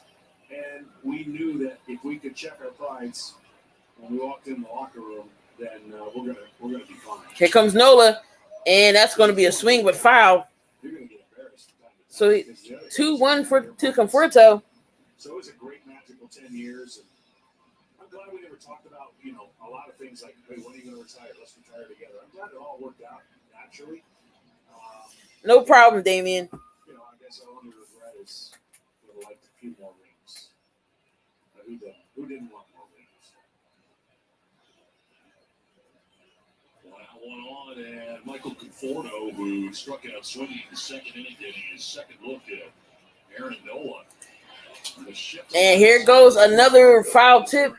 Counts 2-2. I openly was jealous about the commercial. Chicks dig the long ball. Now, I wasn't with that company, so that's why I wasn't in that commercial.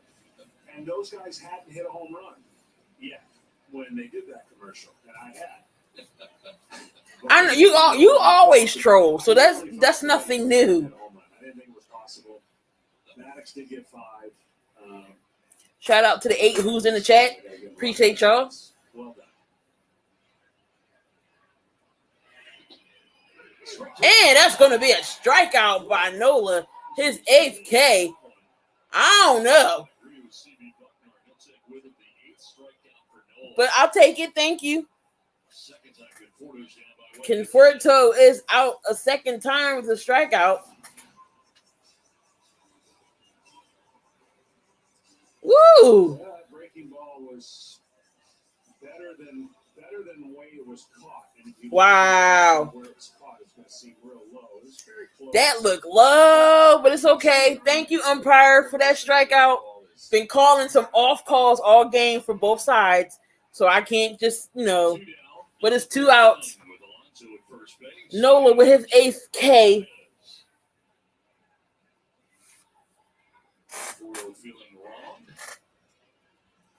Two outs for Javi Baez.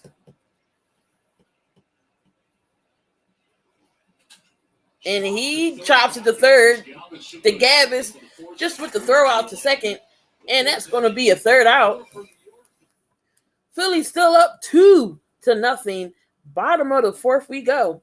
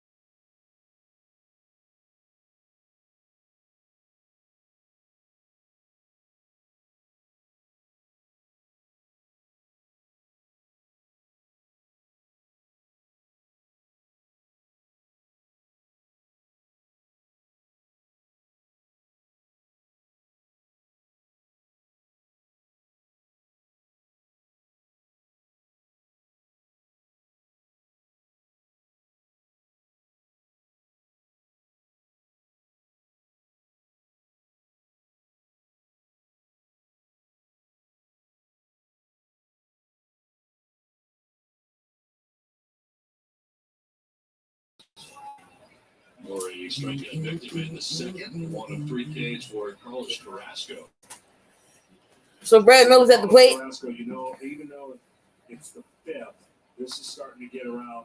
You've got to pitch perfect because the guy on the mound opposing you is dominating. Hey, to be fair, you are more than welcome to come to my lives and troll me. I might go like, okay. Team a chance, put a 0 up again, and then maybe they can start getting cracks in the armor. But this is a big game for the Mets. So strike to Brad Miller. Counts 1-1. 1 in a row retired by Carrasco. That's pitch with the 55th of his outing. We talked to their manager, Luis Rojas, and it's human nature to think that the letdown happened after the big weekend with the Yankees. And Brad Miller with the hit, and that's going to be fouled. 1-2. Atmosphere short of the World Series game that I've seen that created such, for obvious reasons, the date and what happened in the country, but an unbelievable comeback victory. And then they did it again the next day, and you thought, okay, nothing like getting your money from your child. Crowd or the lack of the crowd or the next teams. And Brad Miller with the hit, and that's going to be put out center field for out number 1. The season is gone for the Mets. Just when you think, okay, here we go. They've had a couple letdown big victories, get away from them, letdown losses, I should say. And now they find themselves in a position to play perfect, and they really have to do that. Starting with tonight's game, I think you can make the argument. And here goes Freddie Gavis. He lined out the second. He lined out in the second inning. So it is 1 out. Philly still on top, 2-0. Tonight would go a long way to helping their chances. 1 out in the 5th, and Freddie Gavis swings over the top of that for strike 1. So Gavis with a strike 1. And again, the Phillies are 2 games behind the Braves. They are up 70-69. The Phillies are 75-72. And the Mets are 6. And you can make the argument they win these 2 games. They're now a game and a half behind the second place team. Phillies got to play the Braves, and the Mets got to play the Braves. When you start as a baseball team, start leaving spring training, all you want is a chance with the last 10 games. What? He asked to use my card, and I get the cash in return. Why not? And everybody else and complain why this guy's sitting and that guy's not playing. I don't know. He's playing I think he's playing Fortnite or Apex. He's playing one of them. That's all you can ask for. And for the Mets, they just got to win games. That's the bottom line right now. These games are. And that's going to be a 2-2 pitch. Oh, 3-1 to Gavis with 1 out. Trailing right now 2-0 with 1 out here in the 5th inning. Freddie Gavis at the count 3-1. Girardi and the Phillies took game 1 of this crucial 3-game series. And I got to say, both managers have been dealing with similar situations, and I don't know how you can handle them any differently. So it's 3. The count is 3-1 to Gavis, 1 out in the 5th inning. And really from the Mets side. And that's going to be a walk. First walk. So the first walk of the game. So the Phillies get their first walk. Right. So, yeah, he said, can I use a card? He gave me cash for it. A win-win trade. Win-win trade. The field distraction. No, at least he asked. They were in first place a lot through. My card is on his box, so he know not to press it without asking first. If he know I kill him. You're going to love Francisco Lindor. This year is not an indicator of what the next 9 or 10 is going to be. This is just a transition of Cleveland to New York, and he got off to a bad start. So they go to the mound for a little huddle. And I will tell you, it'll absolutely change for this ball club. And they made all the changes in the offseason, I thought, going into this season, that were going to be good enough for them to be a division winner. It just didn't work out to this point. They covered every area. They made moves, I thought, as good as anybody did in the offseason to prepare this team and this fan base for a championship run. So here comes Nola. It has been disappointing to say the least. And Nola would try to get a bunt down and move the runner over. As Nola, that's the second time in this game trying to move that runner and Galvis along.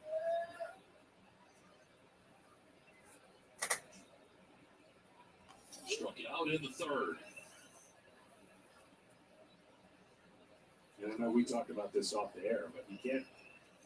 Yeah, he knows better. Give him one of these. Those are 4 less losses that they have, maybe more. And Nola's trying to bunt Galvis over, and that's going to be a you know he's not going to win every game, but at a high rate, 1-1. Starts. He gave his team a great chance to win, and so he's been gone for almost 2 months. And that takes the air out of your ball club. I mean, that's just one pitcher. I get it, but that one pitcher is special. It means that much to their team.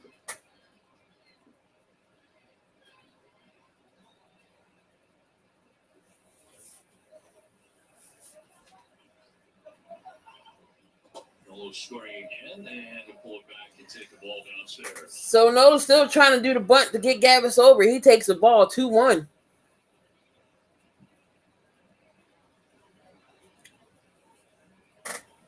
Fly out to begin the inning. Galvis walked. He was at first with one out, and Nola's been trying to get this bunt down. What's going on, Word of King?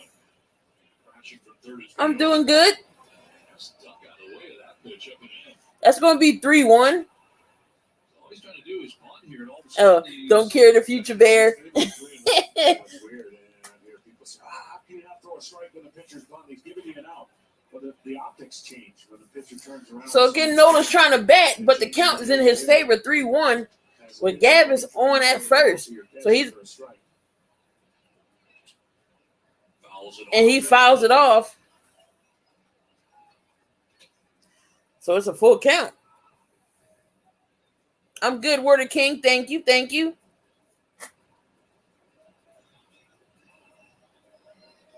It'll be very interesting to see what direction the Mets go in if they do not make the postseason, and what happens here, and who gets hired as president of baseball operations, and so much talk about that. And Nola with the pop-up foul, but it is a strike 3, so that's going to be 4 Ks for Carrasco. Couldn't even get the bunt down right. I don't know why. Just let him pitch to you. You probably would have got a strike. I mean, a ball. Probably would have walked another batter. So 2 outs. Scott Fetty, Glavis out on the first, and here comes Herrera. I wrote yesterday about the possibility of a package deal, Billy Beane and Bob Melvin from the A's. Luis Rojas, as John said, has done in many ways a commendable job, but he's under a new owner and soon a new baseball operations president. So 1 man on, 2 out. They could make a change. Here comes Herrera. A lot of free agents to deal with. Stroman, Baez, And that is going to be a ball. This is going to be a team that is very, very active and busy this winter. The Mets have a lot of people on free agency. See if the Mets can keep this team together. But in the meantime, the count is 0-1. For the Mets for so many years, from the GM to the manager, bringing 2 together, I never thought of that. Well, it's not typical, Don, if that happens, but at the same time, in this case, in Oakland's situation, They try to get Freddie out at first. He gets back. They've had a lot of years now, low payrolls, trying to fight uphill. And Billy Beane's done a lot in his career. He's 59 years old. Maybe he'd be open now to a fresh challenge. Bob Melvin, 3-time manager of the year. He was a finalist here at one point. And I'm sure he would like as well the possibility to go to a place where there are big resources and a chance to really win. And there go Herrera with a liner up the middle. And we have 2 men on.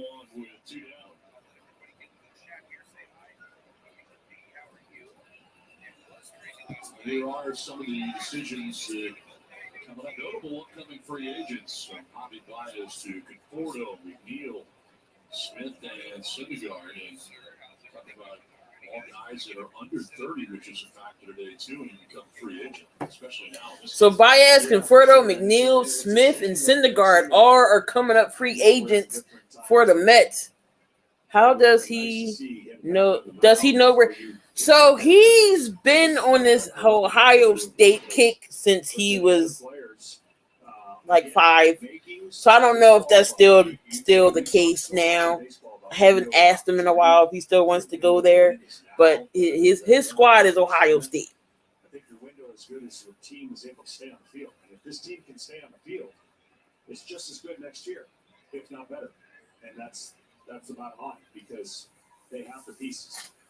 So it is 2 outs, 2 men on 2 on, 2 down. for Gene Segura, Gene Segura, who has touched him twice for home runs. who's homered twice with the 2 solos. Is up here with 2 on and 2 down. So we pitched 70 for Carrasco. We'll be very careful in dealing with He got 14 likes, and he takes a strike. Yeah, I'm a little surprised nobody's up in the pen. I think, it's a tough. Okay, cool. Now that he's been telling me this for forever. He's 14 now, so we'll see if things change for him. He might decide to go somewhere else. Don't tell me Gene with the hit again, and that's going to be caught. I was about to say that would have been crazy, but that is a put out.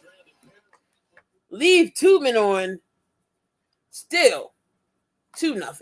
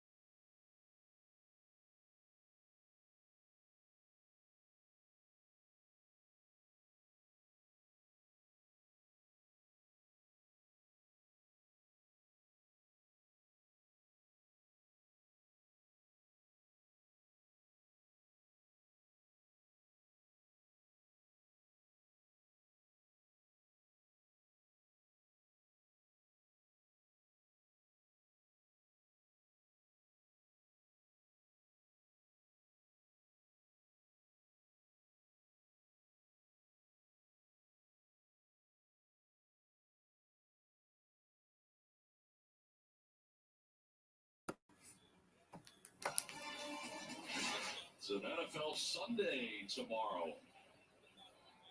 It's baseball night in America tonight, and the Phillies have a 2-0 lead as we venture into the bottom of the 5th inning. It's the bottom third of the Mets order with McNeil, McCann, and the pitcher spot. So we're back, y'all, at the bottom of the 5th inning, still 2-0. Here comes Nola with the, and he drowns into Segura. McCann will be out. Nola continues to roll. He's allowed 3 hits so far and has 8 strikeouts. Well, I just remember these games, whether you're up 2 games or down 2 games, it's the place you want to be as a pitcher to give your team a chance. These are moments where the Philadelphia Phillies are smelling what they could possibly do, and that's chase down the Atlanta Braves. And obviously it starts each game, but when you're on a roll like Nola is, and you've got a team like the Mets. And here comes James McCann. He comes in second strikeout in a second. A strikeout in a second. Scoreboard watch later. You take care of your business, and then Braves on the West Coast playing the Giants. And Nola, that's going to be for a strike. That's strike 1 to James McCann, who struck out swinging in the second inning. One of the 8 Ks for Nola, who about drove his 65th pitch of his outing.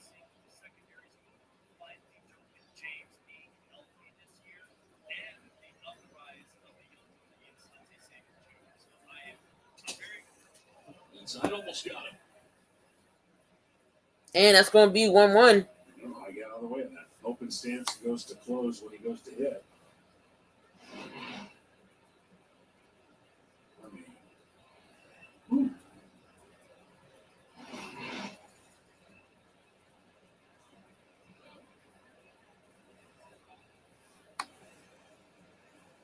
Center fielder Herrera well over to right center. Huge gap. And here goes McCann again for the 1-1. Here goes Nola. There's ball 2. And that's going to be ball 2. Swirling wind in the ballpark right now. Let's see Herrera well over to right center. Lots of green grass at left center.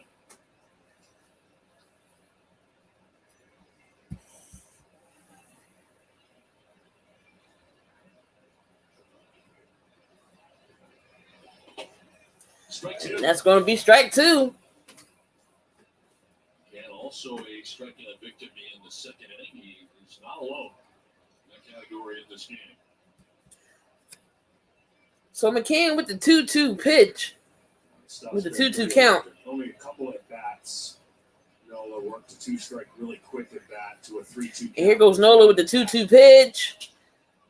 To third, And that's to third. Gavis has to back up. He gets it over to Brad Miller for the put out.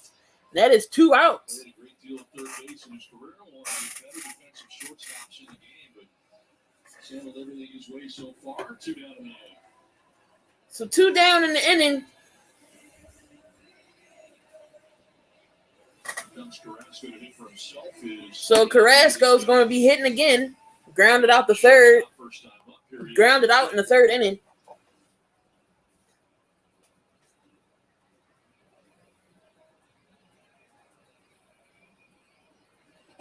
And that's going to be a ball.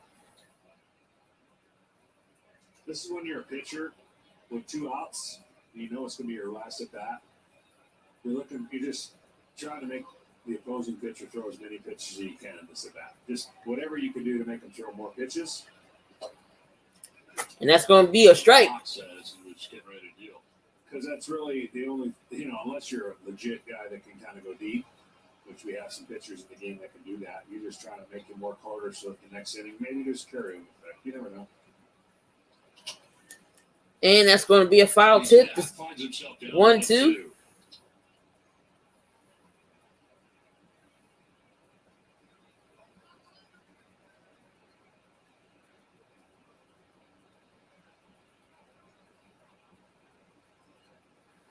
Nola has been in no rush, and now Carrasco's going to take a little stroll too. And I'm sure they got a piece of Bermuda or not, but it appears Jimmy Buckner's giving him some extra time. Professional courtesy.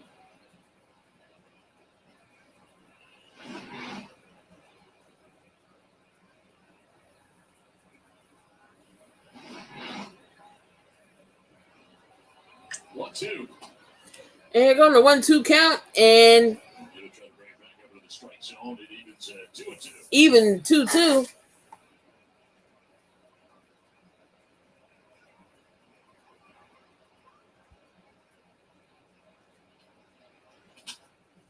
Fouls it out to the right and does make him throw more pitches. Yeah, that's all you can do. Just battle up there, a little 2-strike approach, make it as difficult as possible.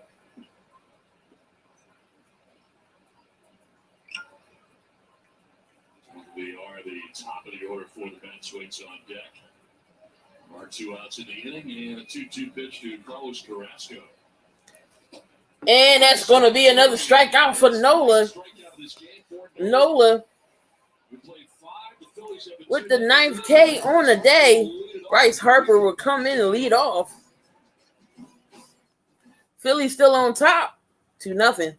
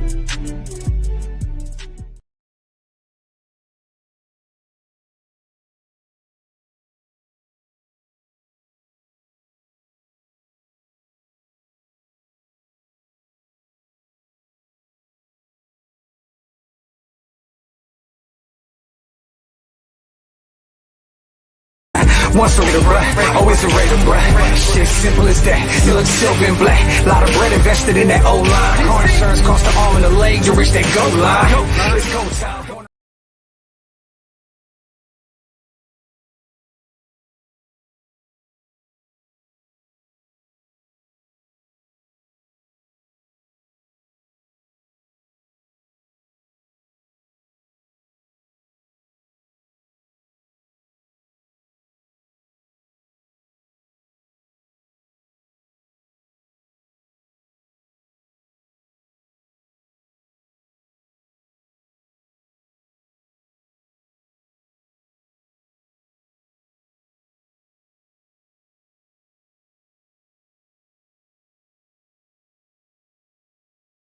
Powered by Google Cloud. As the Phillies And here we're back into the top of the sixth inning. It's the highest in Major League Baseball. That leads us to our MVP conversation. And Rosenthal and I had this discussion, I don't know, I guess 3 weeks ago, a month ago, about Bryce Harper or... So Bryce Harper is leading the highest slugging percentage. NL MVP candidates is for Fernando Tatis. He has 39 home runs to Harper's 33 home runs. I don't know. It's close. Has stolen more bases, and it's going to be an interesting vote. And Rosenthal, you have a vote, yes? And I am presently undecided. And to me, it's going to come down to these final couple of weeks. It's that close. And Harper, you mentioned OPS and OPS plus, which accounts for park factors. That takes into account the difference between Citizens Bank Park and Petco Park. And Harper is the major league leader in both those categories. Now, you mentioned Tatis. He's got him in home runs. He's got him in slugging. Of course, stolen bases. And there's another statistic called win probability added that actually... And that's going to be a ball to Bryce Harper. And what it does for teams' chances of winning a particular game. So it's that close. Now, the one thing, and John, I'm curious your thoughts on this. I value games played. I value starts for pitchers in the Cy Young voting. And Harper has played. And that's going to be another ball. 2-0. Yeah, that definitely comes into play. But when the numbers are close and an injury takes you out, then I think the most dynamic way to view it, I think the tiebreaker is going to be, or could be, if Philly gets in and San Diego doesn't, or and another and Philly doesn't. Start seeing those opportunities. 3-0 count. That ball was in the dirt. A playoff situation, they do factor in for me. All the other stuff, all the other analytics, well, that's for everybody else to decide. But I think when you play the most games and you post up, that has to have value. Especially if your numbers are close. And that's going to be a walk. Bryce Harper will take a base with no outs. Will be ball 4. Carrasco in this game. It's a leadoff walk in the 6th. And Ken Rosenthal, my question to you is, does whoever you pick have to make the postseason? No, but John makes a good point. And generally when I vote in the MVP situation, I do prefer my MVP to come from a contender. Now, both these teams are contenders. And John's right. It could come down to if one of these players lifts their team to that postseason berth. Now, in the American League, different story. So they tried to get Harper out at first, but he gets back. So there's no outs. Harper's on first with a walk. Here is Remuto. Metrics triple crown, slash line triple crown. So to me, Ohtani, even though he plays for a non-contender, is the clear choice because you can't hold. And they're trying to get Harper again. Yeah, totally agree in that situation. This is something we may never see again, or hopefully we do. Maybe it's a trend center in a situation with Ohtani, and it would just happen to be an unfortunate for Guerrero. He just picked the wrong year to have the greatest year of his career, because it just went into history against Ohtani. And Remuto with the swing and a miss. 0-1 is the count. I'll say this as well. The timing of when you do what you do does play into the voters, right? Momentum. Voters' momentum. I thought that Freddie Freeman, who had a horrible first start to this season, went on a monumental run to get into the conversation of MVP. Of course, the Braves are in first place. A big piece. That was a strike. Okay, 0-2. Like everybody's done. So he's cooled off a little bit, but it'll be an interesting. I'm intrigued, although it's starting to be a runaway in the National League, because DeGrom has not pitched the last 2 months. The Cy Young candidates were all bunched together as of about 3 weeks ago. Well, Mr. Scherzer has separated. And that's going to be a strikeout by Remuto. So Stuff to Subi Butler on the way by. It's out number 1 of the 6th.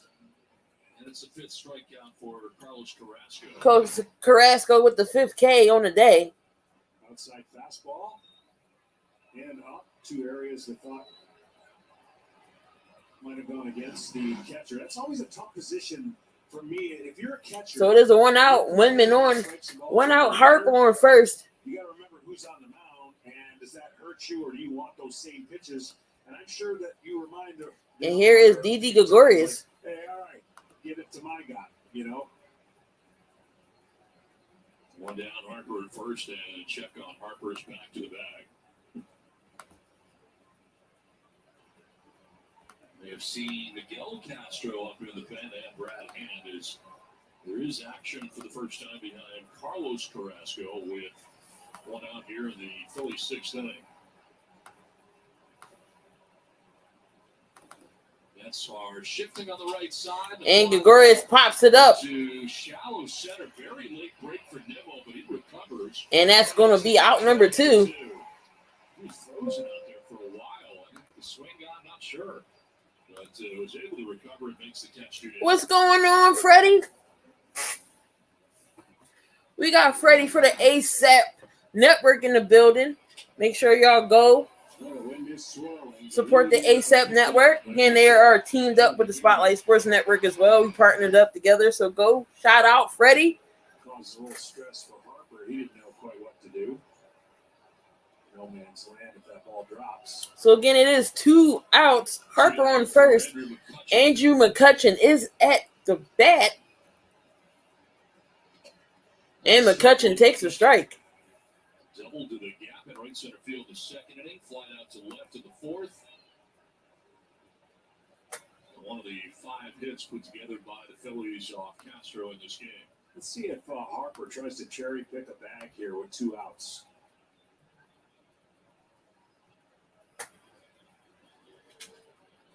And McCutchen's going to foul that back. It's 0-2. Carrasco's 10th start. Individually 1-2 ERA, IRA of 5.59. Trailing in this game right now, 2-0.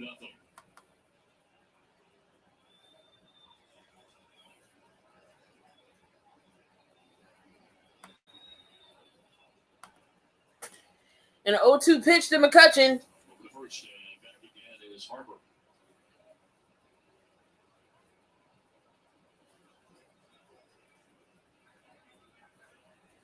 So are shifting on the left side here on McCutchen.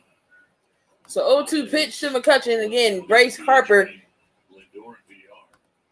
Interesting, the outfield going the other direction. On the ground down the first. And McCutchen hits it right down the first baseline. And that will be an out. 3 outs. The bottom of the order. Well, the bottom of the 6 coming up. Top of the order for the Mets. We'll be back.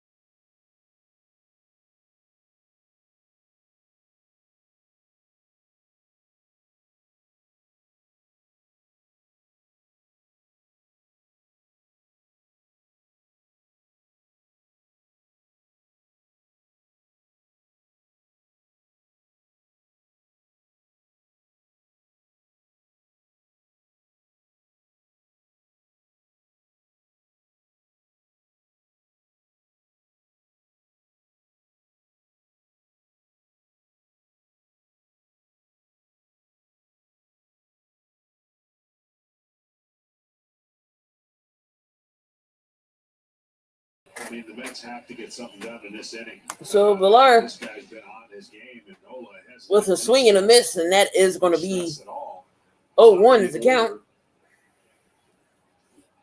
So the Mets going to have to find their ways on base to try to get the meat of the order up with runners on.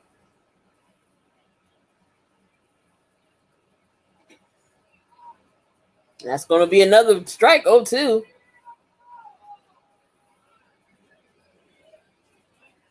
We are flying to the left in the first, struck out swinging in the third. We'll up to 76 pitches as he deals with the first hitter of this sixth inning.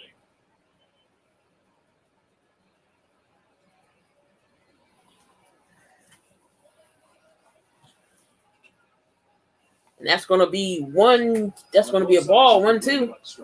So it's been kind of equally grumbled on both ends. Appreciate the 7 that's in here watching. Appreciate y'all. 14 likes. Can I get 15 for the stream's over? You at the bottom of the 6. Increasing his odds. And that's going to be 2-2. Jimmy Bucknor away to the plate side. He is the crew chief.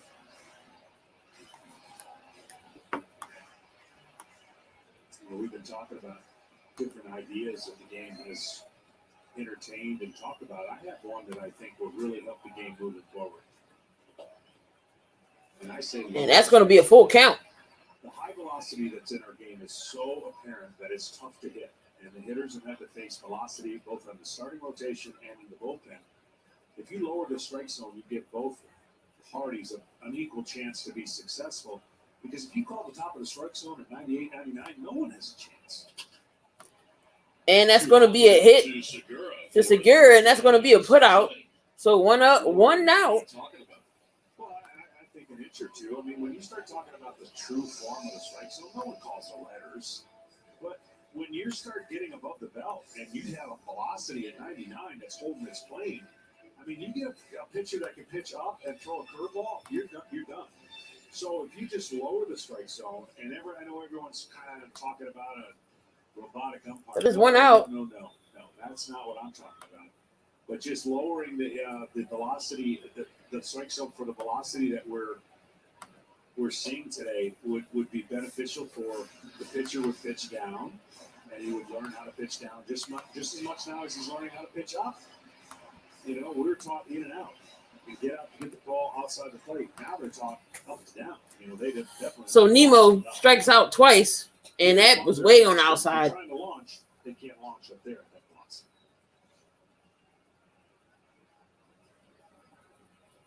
If there's a distinct advantage to pitcher or hitter in that instance, or equal? I think it's more equal. I think it's an advantage big time to pitcher right now. If you can get that top of the zone strike zone and you can throw that pitch up there.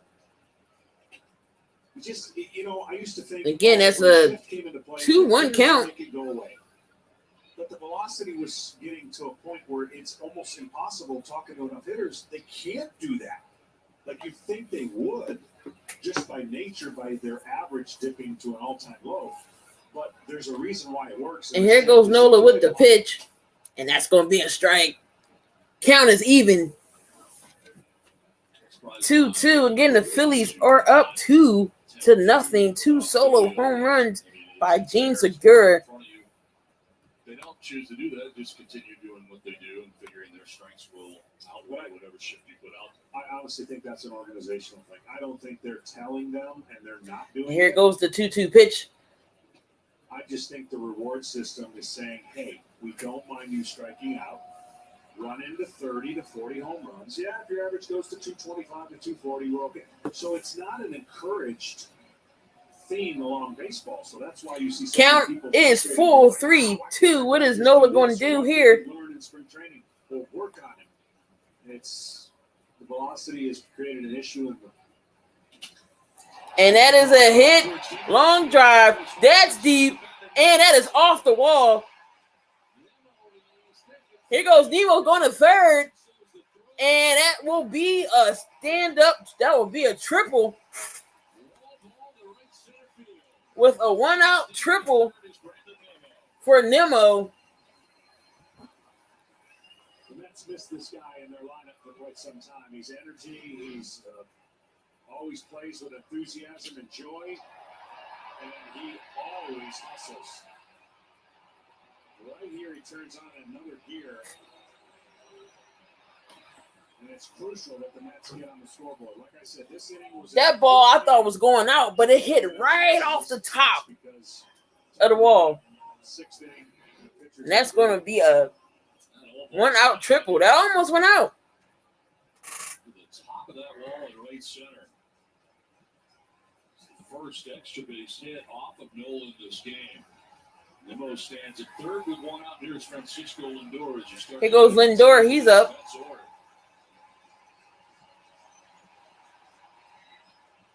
And he fouls that back. That was his pitch right there. Lindor's been getting closer. Last week, notice his takes were better, just missing pitches, and then got hot, hit 3 home runs against the Yankees. Right here in this situation, Nolan's going to try to go to curveballs to get him swing and miss. He started him off with a fastball. I'm telling you, Lindor was just a fraction late from driving that ball and at least getting a run in, if not more.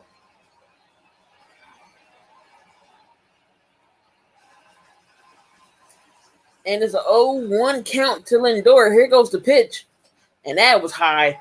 Even count 1-1. So again, Brandon Nimmo hits a triple off the top of the wall. He's done a nice job in the situation. You almost dropped your drink. When it gets crowded. Runners in scoring position, and especially bases loaded. But this is just going to be a progression, and you're going to see this guy dominating again soon for this organization. So here's the pitch. And that's in the dirt. 2-1. Those are the takes. When you're looking at the game, pitchers watch the game a lot. But when they're on the mound, if they can see the certain takes. And we getting the bullpen warmed up. Alvarado is in the bullpen for the Phillies. Mechanically out of balance, you throw in your breaking ball and he's swinging like he would have swung over the top of that. But the last 2-3 weeks for Lindor, he's been more quiet with his hands and his approach has been much better. See, that pitch looked like a strike coming out of his hand, but a good take and recognition. And now he's got the count in his favor. So the count is 2-1 and Lindor 1 out. Again, a man on third for the Mets. And Lindor fouls it back. It's going to be even 2-2. Swung at a ball 3. Got a fastball up. And now this is where whatever it takes for Lindor to put the ball in play to get that run in. With 2 strikes, he's got to put the ball in play. Also waiting on deck right now, a bit of business. So the count is 2-2. Again, a man on third.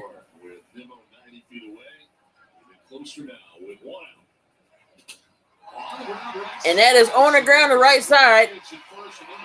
And that's going to be a ground out. But Nimmo comes home, so it is 2-1, y'all. So Lindor picks up the RBI. So the score is now 2-1 with 2 outs. And now time runs at the plate. Your best home run hitters at the plate. Yeah, it's only the 6th inning. But you've got to put the points on the board when the opposing pitcher gives you an opportunity. You can't get selfish and try to tie the game up yourself. Get the run in, pass the baton on to the next guy. So here the Mets are again, and another close. So Pete Alonso, So much lately. Here's Pete Alonso. 2 singles so far. The base is empty. He has a chance to tie the game. He is the tying run for the Mets. 2 outs. First pitch, key right here. And that is a swing and a miss. Strike 1.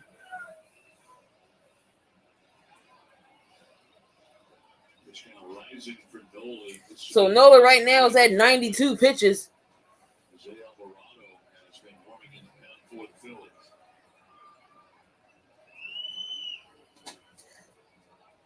And that is a ball.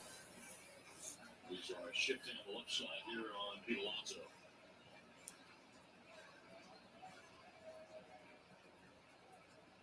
Straight up in the outfield, though. Alonso with 33 home runs on the year.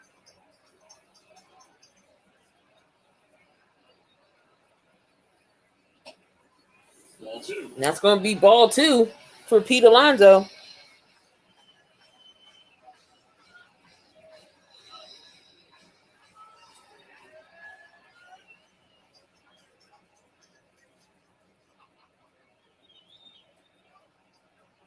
Triple by Nemo. He comes around to score the Mets' first run. 2 outs, 2-1 is the pitch, and that's 2-2. That's 3-1. So Nola Totally different hitter. Early and even last year, he would have tried to make something happen. 3-1 to Pete Alonso. Great low ball hitter. But if Conforto he can is score the on ball deck. off the plate, he brings the 2 pitcher outs, into his y'all. strength. Those Popeye forearms. Seems like he could hit 40 every year. And Nola walks Alonso. So the tying run is on the plate, on the base. And that brings up Michael Conforto. Here comes Joe Girardi. 96 pitches. Girardi's coming in. It looks like Nola here. Work is done for the night. He's going to go for Alvarado, it appears. So here comes the bullpen. So Jose Alvarado is going to be coming in. That is the end of the night for Aaron Nola.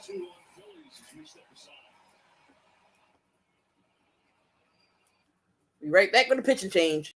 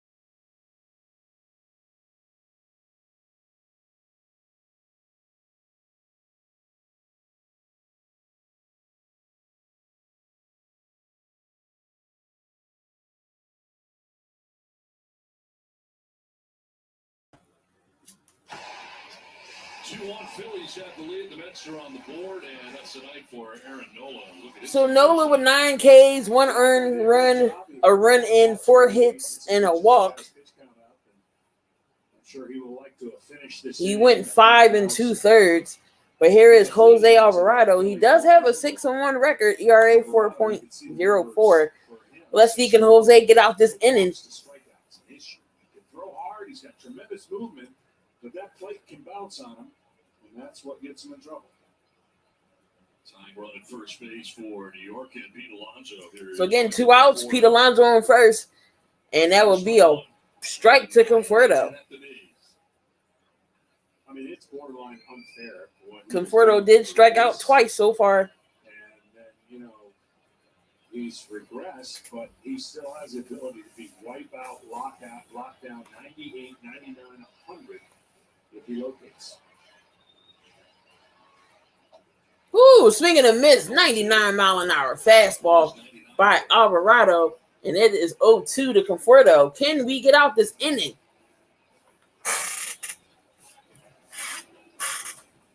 Again, Pete Alonso is on first, 2 outs. 2-1. Nemo with the triple, and Lindor brings him in. It's the only run for the Mets. Here goes the pitch. Swing and a miss. Alvarado with the strikeout, and that will end the inning. The Phillies survived that inning. They did get a run, though. We're going into the 7th. We're up 2-1.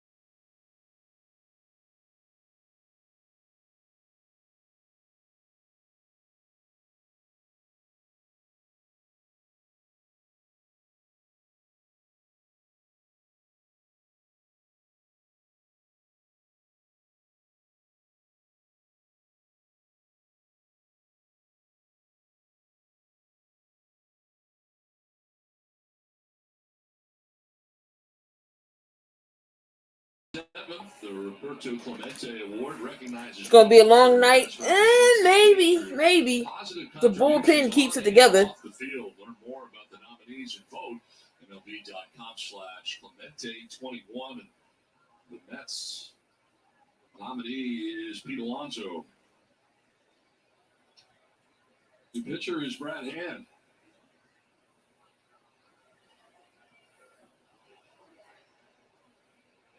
Takes over for Carlos Carrasco on the first 6. And allowed the 2 runs. He leaves on the hook at the moment. And that is... And that's what. So Hand comes in as a pitching change for the Mets as well, and that is Brad Miller. He fouls it off, so it is 1-1. So if you play a close game and you keep it in check, you feel much better about your chances of winning. Whereas on the flip side, now Joe's like, all right, here we go. Seen this before. We got to try to hang on to win a game. They're approaching a dubious record. They don't want it. So Brad Miller with the base hit, and Alonso tried to dive, and he didn't get it. He goes into second with a double. Brad Miller with the double.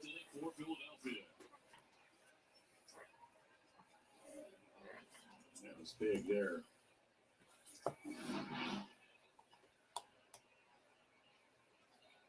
Lefty on lefty did not play him on the line for reasons that you would think. He had to make the mistake to get the ball down that line. Alonso had no chance. Brad Miller at second base to start things here in the 7th inning brings up Freddie Galvis. So Freddie Galvis comes in. He did walk in the 5th inning. Again, Brad Miller is on second. No outs. Fly to center and walks. Third plate appearance and his first against the well-traveled Brad Hand this year. Total of 52 games between Washington and Toronto before becoming a New York Met. 200 runs in. And it looks like so far, Gavis it's a foul ball. was trying to bunt, but it's going to be foul. Second base will go Miller. Miller had taken third.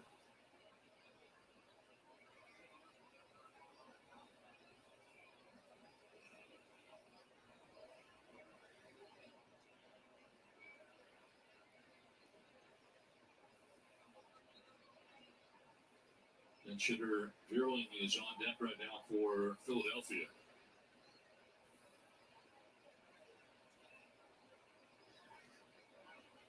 And Galvis is going to bunt. Corners and it's bunted foul. Down 0-2 is Galvis. Tell you, it's been a minute since you see the wheel play put on. I know you can really only do it in the National League because no one bunts in the Really? Shut up. That's where the shortstop's crashing over to third. What through my glasses? No, the glasses is looking at the laptop. And they're trying to make the play at third base, but now with 2 strikes, I'm sure that'll go away. As a hitter, when you see the shortstop vacate his position, you pull back and try to hit a little ground ball right through there. Here go Galvis. Due to Galvis. 0-2. And that's going to be in the dirt to the backstop.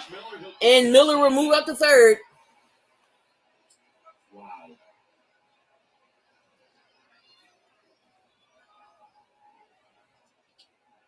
I mean,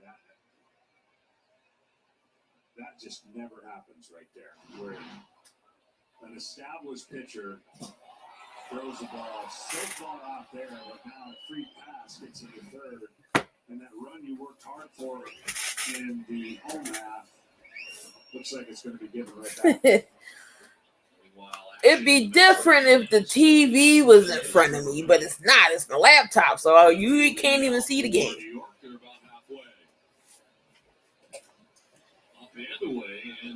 And it's going to be 2-2. All over the place for the Mets. Hand is messing all the way up.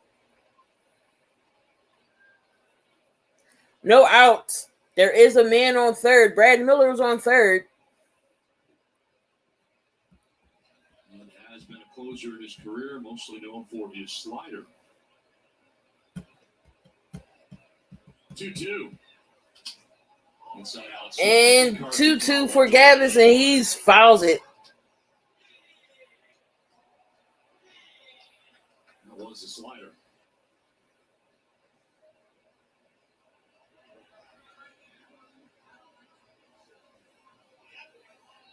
Brad Miller at third base with the Phillies on top 2-1, trying to obtain some insurance here after the Mets got a run in the bottom of the 6th.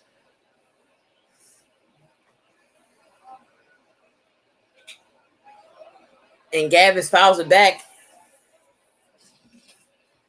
Galvis' power comes from the low part of the strike zone. Down, he's got power. Up, not so much. So you're looking for a strikeout if you're Brad Hand, and you've got to get this slider out of the zone. Start it in the zone and out of the zone if you're going to get him to swing over the top of it. And making Hand work is Freddie. Still 2-2. But the fastball missed by a foot. Trying to go in. He throws it away.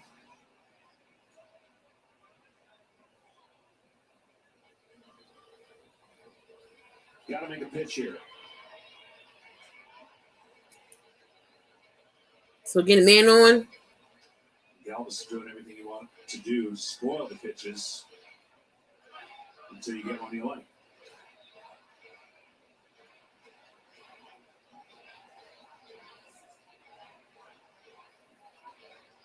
Let's look over at Miller's at third base with that lead. Ball 3. Very close. It appear to be in.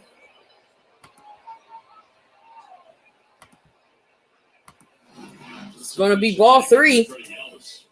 Tough pitch to take, and a pitcher's pitch that didn't get rewarded. So the count is full. Again, for a slider right off that slot, just put pressure on a 2-2 pitch. Throw something that spins. See if you can get him aggressive. Swing out of the zone. Pitch 9 of this at bat. And it's lined. And Freddie with the fair ball. So in comes Brad Miller. Freddie is going ahead to stand up double with the RBI to bring Miller home. And the Phillies tack on another run.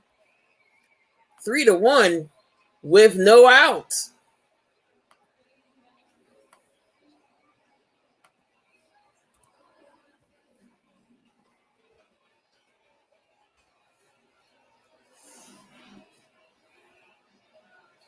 Well, that slider popped out of his hand and did not do anything close to what you wanted it to do as a pitcher, and it stayed in the zone. This thing's supposed to be down, and it's inner up of the inner third, and that is not the slider that he's known for. He's known for that late-breaking action, and not the start he wanted when he came in here. And now a quick word from Expedia. So it looks like Hands in trouble for the Mets.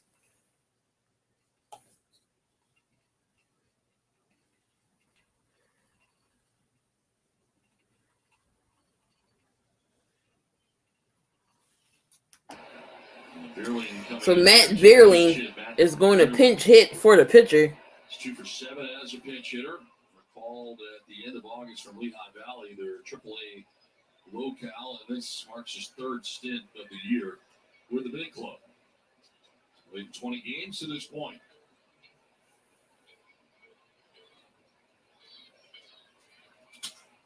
And he fouls back.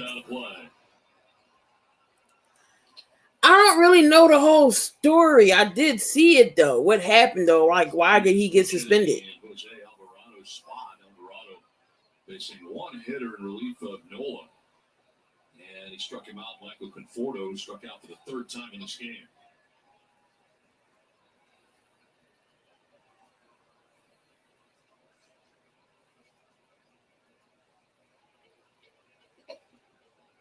And get the strike in there to make it 0-2. That's going to be a strike. 0-2 to Vierling.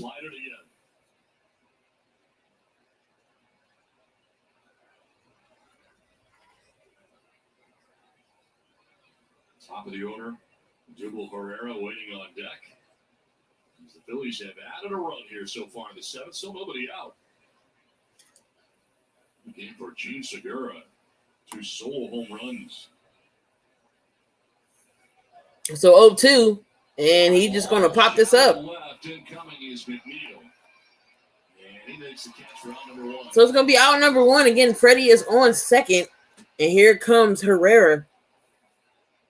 The pinch hitter is retired, and that'll bring up Herrera. Big out there, and he gets to face a left-hander. And whether or not he gets to face the next one will be up to the manager. Because the next one's got 2 homers. Segura.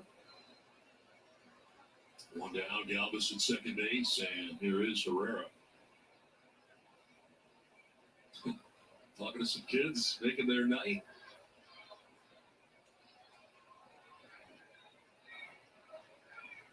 Herrera has grounded to first, grounded out to second, and singled to center. 1 for 3 night for the Phillies center fielder, who's going to bunt, but gets hit. Oh, man, he was trying to bunt. Herrera's trying to bunt. He gets hit by the pitch. So he's going to go to first. Come on, come back.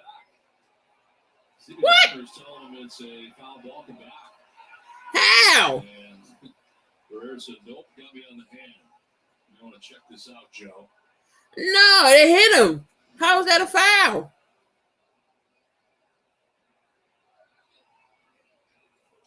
Oh, wow. Let's go to the bat right there, but it catches him on the hand. That's no foul. He got hit. This one. There's another one that gets out of his hand. That's a breaking ball. Oh, yeah. Definitely hits his hand, then the back. So, you know. At first base when they're done with this review.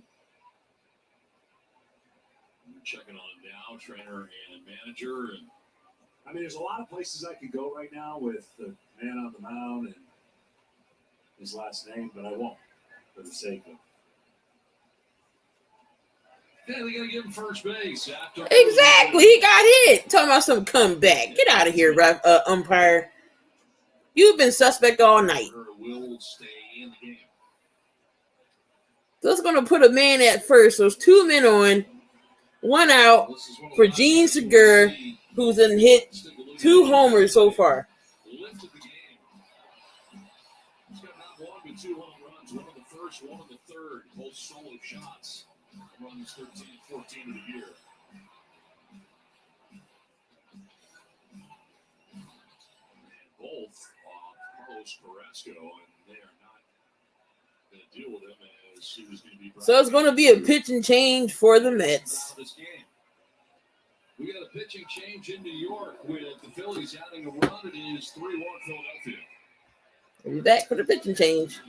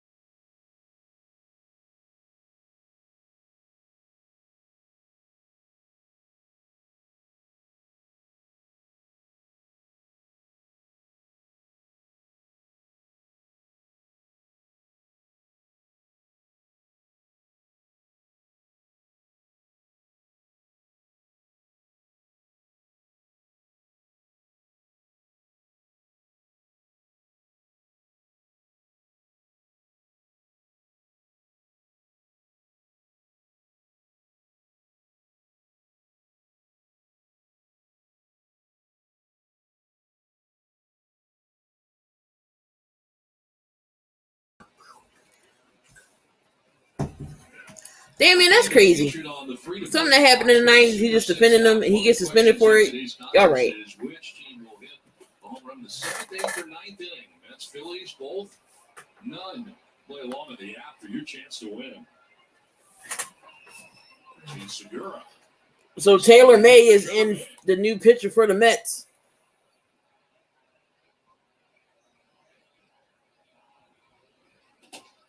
Strike one. And strike one is Segura. 2 men on, 1 out.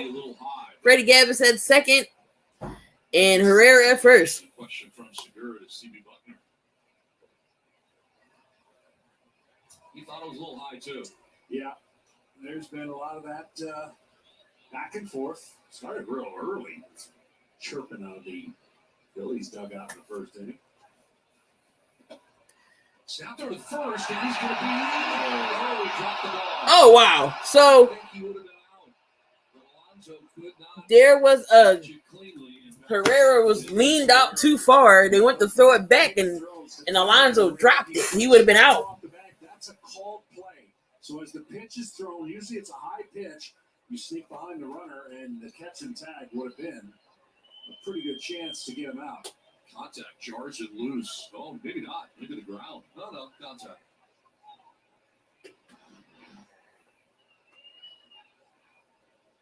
So a ball and a strike to Segura, and that is So 2-1 to Segura.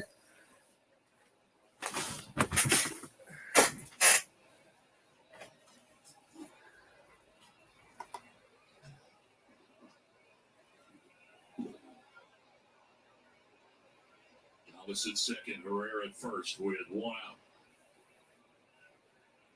Phillies have grabbed a run so far here in the seventh, have a 3-1 lead. 2-2. 2-2. 97 upstairs. Segura, one of the most unique batting stances. I mean, it's unorthodox, but all he does is get hits. I mean, everywhere he's gone, he's been traded a lot, but everywhere he goes, he finds a way to get 200 hits, it seems like. And he's one of those guys that you have a term that he just hunts hits, and unorthodox with his hands, where he's got him positioned, but super quick to the ball, and a strong lower half helps. You're right, he's been well traveled. Woo! Wow. Like I said, this umpire has been suspect all night, and that could have been either way. Thought that was a strike, but that is a ball. Down the middle. Seattle, and now in Philadelphia. It's year 3 in Philly. And Gene fouls it back. When you have your hands that far in front of your body, there's not really a take back. You got to be quick, and he's quick. You throw him a fastball anywhere middle down, and you already saw him deposit 2 of them over the fence. So, but he's pretty much going to go up the middle with his approach, and he'll run into those power balls when they're in the right location for him. Here we go with the 3-2 pitch.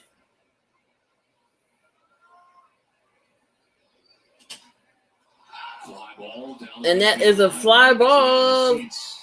And that's going to be foul. It's well back into the seats. Full count here to Segura. Again, another full count to Segura. Remain the third arm use tonight by the Mets. Sherwood is now a 2-run deficit.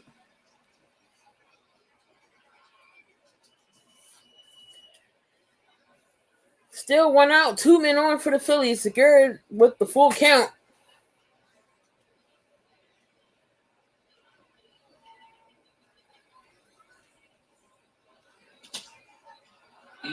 And that's going to be a pop-up. And you can see how frustrated Segura was with that pitch. And that's still going to leave 2 men on, 2 outs right now. Bryce Harper will be coming up to bat.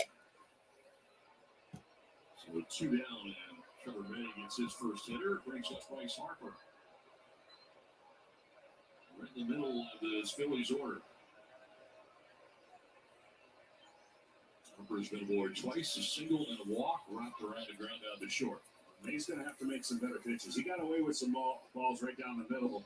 He just beat Segura to the barrel of the bat with velocity, but it was center cut. Will not be able to do that against Bryce Harper.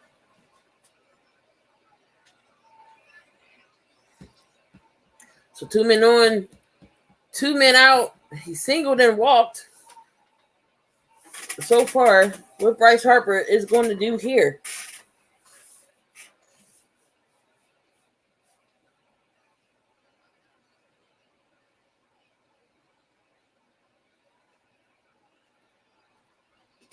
And that is way on the outside. That is ball 1.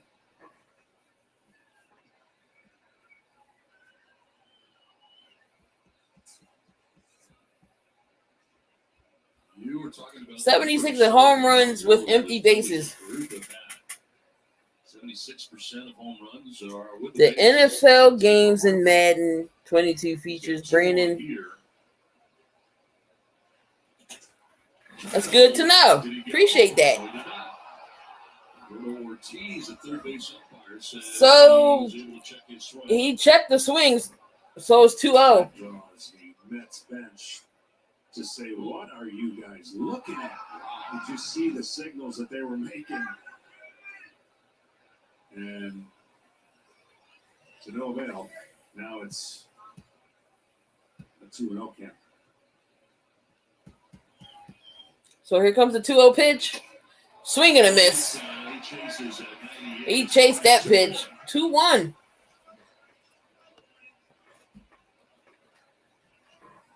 Over 33 home runs on the year. Now right here with 2 Phillies on and 2 down. Trevor May on the left, Bryce Harper on the right. All right, so 2-2. 2 outs. 2 men on still. 2-1 to Bryce Harper. And that's down a pipe. 2-2. 2-7, that was pretty much right down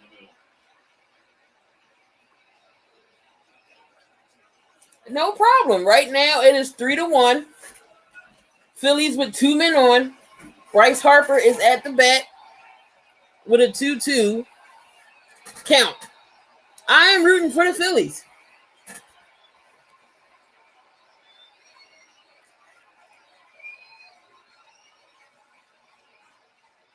And here comes the 2-2 pitch, and that is way outside. It's full count.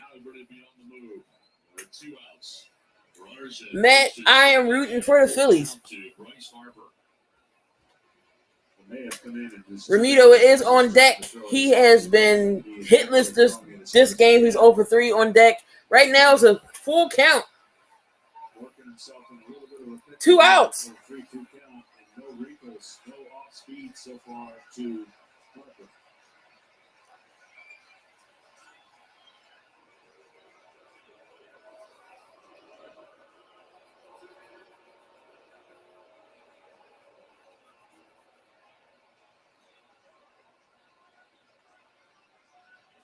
All right, and here comes the 3-2 pitch to Harper. And that is foul.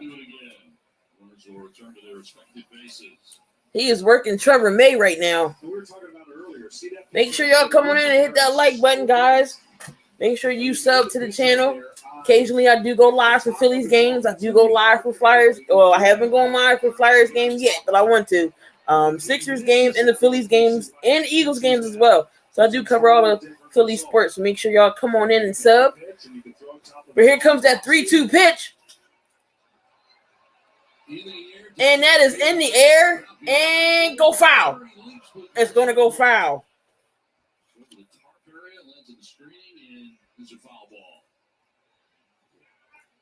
So Harper's still alive at bat.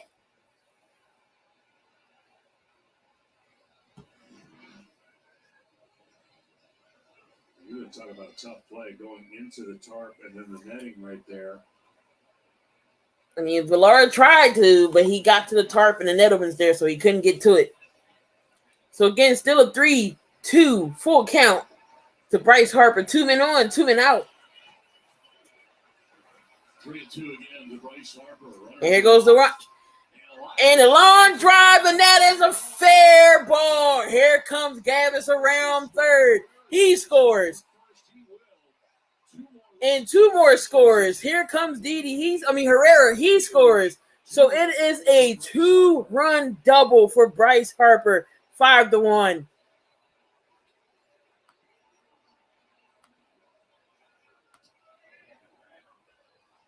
And one of the things that I was talking about again, just pumping fastballs. But I said if he gets it down just a little bit, and there it was, right at the belt. Now it stayed in the park, but it produced 2 runs. Trying to get the ball off with velocity, room for error is deadly. A 2-run double for Bryce Harper. He breaks this open 5-1. And here comes JT Realmuto. He takes a strike. 5-1 Phillies.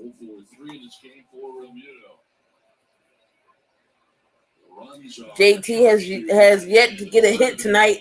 He grounded into a double play, grounded out, and he struck out for JT. The batter and give your best, but there's still technically a base open. So on that 3-2 pitch, he's got a right-hander. And JT takes a ball, so it's 1-1. Oh, Damian, it's okay. I won't be stressed out today. Not this game.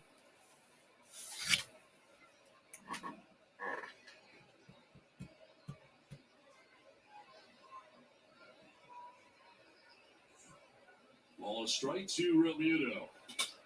And JT with the hit, fly ball, and that's going to be an out. But the damage is already done, guys. 2-run double by Bryce Harper. The Mets up Baez, McNeil, and McCann in the next inning.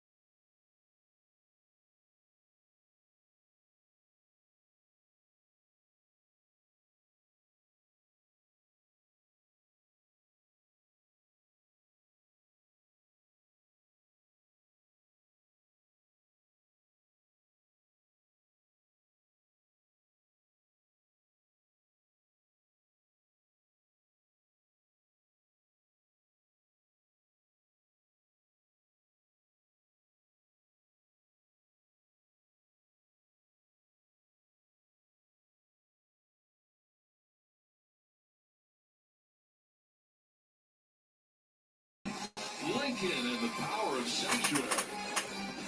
And by Progressive Insurance. See when you bundle auto, home, or motorcycle insurance. So it is the top of the 7th. Phillies lead this game 5-1. The Phillies getting 3 runs in the 7th, and Bryce Harper getting it done with a 2-run double. Well, this is what I was talking about. There's the pitch at the top of the zone. Couldn't get to it. But I said if he lowered it at all and didn't change his location, that's what happens. And that is too good of a hitter, an MVP-type hitter. He's not going to miss that. And the Mets paid dearly. So Coonrod is in the game for the Phillies. And that is a 1-0. That is a ball to Baez. Sam Coonrod into the game now for the Phillies with a 4-run lead with which to work. Talking with Joe Girardi, I mean, he likes the arms in his bullpen, and I do too. And that's going to be a foul. 1-1 to Baez. And for the success.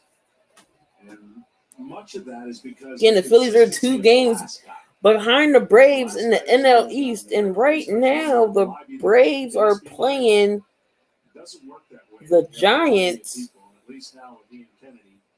and that is a 0-0 game into the 4th. And he fouled that off. It's 0-2. Ken, this has been a much maligned bullpen for the Phillies all year. Well, much maligned, for good reason. 32 blown saves matches the second highest total by a National League team since 1969. Now, Joe Girardi was saying to us before the game, well, some of those come in the 6th and 7th inning. That's true, but they're still blowing saves. Now, and that is going to be a single for Baez. Mets are on. Ian Kennedy was acquired, yes. Mets with the base hit. So Baez is on first with no out. But one aspect of the Kennedy-Kyle Gibson trade that has kind of gone unnoticed is the fact that it enabled the Phillies to move Ranger Suarez out of the closer spot and into the rotation. Now, the injury to Zach Eflin kind of mitigated all that, but that was part of the logic for acquiring Kennedy to get Suarez into the rotation. That part of it has worked. You see the numbers. All right, here goes McNeil. As a base hit for Baez. Opens up the inning, and now the sinking line. Oh, that was a nice catch by McCutchen and sends Baez back to first. So that's going to be an out. Good catch by McCutchen with the dive. I thought that was in for a base hit. I was about to be like, oh, man, here we go. Good catch by McCutchen. Could the Phillies shore up their defense? And it's getting better. Certainly, I don't know what the numbers speak and how they quantify that. Because if McCutchen would have dove and missed that, it would have been trouble. What a catch by McCutchen. Defense is settled in, as you mentioned, with Galvis at third now. He is short. I think McCutchen is hurt after that. He looks to be hurting after the diving catch out there. And they're going to go check on him. Well, two things you always worry about as an outfielder, wrist and knee. And the knee, of course, is what McCutchen had come back from. But when you dive like that, besides the wind being knocked out of you, just hope he didn't land awkwardly. Just trying to see what he... Looked like it hit the whole way. Then he just picked up the ground. Probably just got the wind knocked out of him, but that was a hell of a catch by McCutchen. Looked like he hit his head. Looked like he hit his head pretty good on the dive.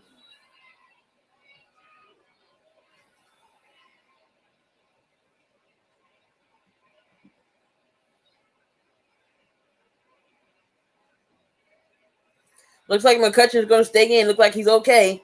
Looks like he is all right. And now a quick word from Lysol. Still McCutchen with the heck of a catch.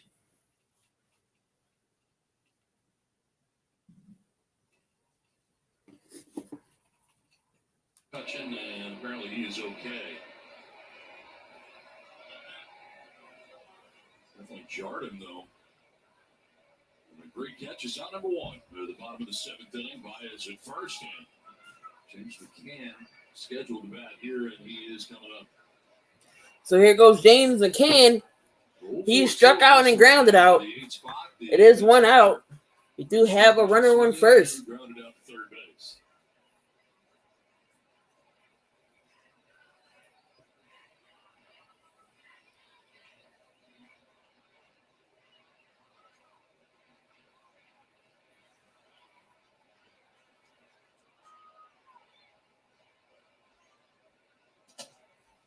And that's going to be ball one.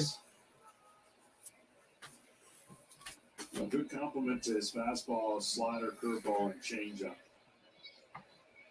Traditionally, the guys that come out of the pen with power arms may only have one other pitch they like to go to. But he'll go changeup, slider. And Coonrod with the pitch. And that's going to be fouled by McCann. Right on play. As far as you could was Brad Miller, the first baseman. So, Even count 1-1. On deck. Looks like he is going to pinch it in the pitcher's spot. And up in the pen is Miguel Castro. Got Castro warming up in the pen for the Mets. Brad Hand and Trevor May came into this game, and Hand was charged with 3 of the 5 runs. Inherited runners allowed to score by Trevor May.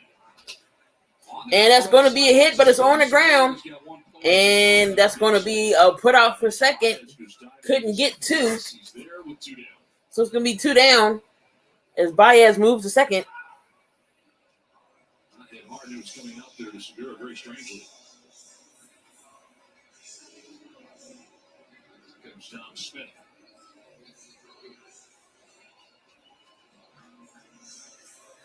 Off the bench to a pinch hit with 2 outs. So Dom Smith will come in to pinch hit. That is in scoring position. Kind of out of position for Dominic Smith. I mean, obviously, first baseman, replace an outfield.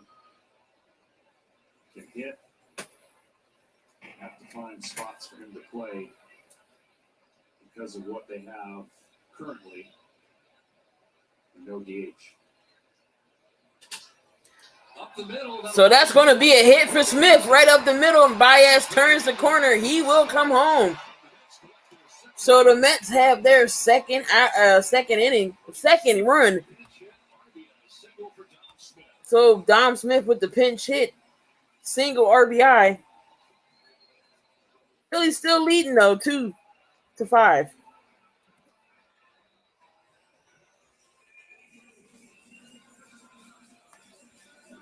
All right, don't start y'all stuff now. Nothing fancy. First pitch fastball right down the middle. He goes up the middle. And he gets rewarded with a pinch hit RBI. So pinch hit RBI for Smith. 2 outs. That brings up Jonathan Villar. First to run in, Jonathan Villar. 0-for-3 in this game. On the top spot in the order.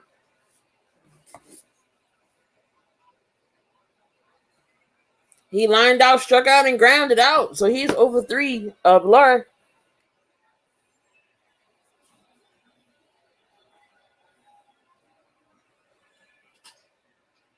Fouls it off himself, goes all the way out to the mound. Just to be sure, they go to first base, and that is an out, not a foul ball. No, that was not a foul. It looked like it hit to me. And he threw it to first anyway. Partially off the hand, I don't know. So wait, He's clutching his hand, and the Phillies are walking off the field. 1-3 on the putout. So that will be an out. What exactly took place? We'll find out. That looks like it hit to me.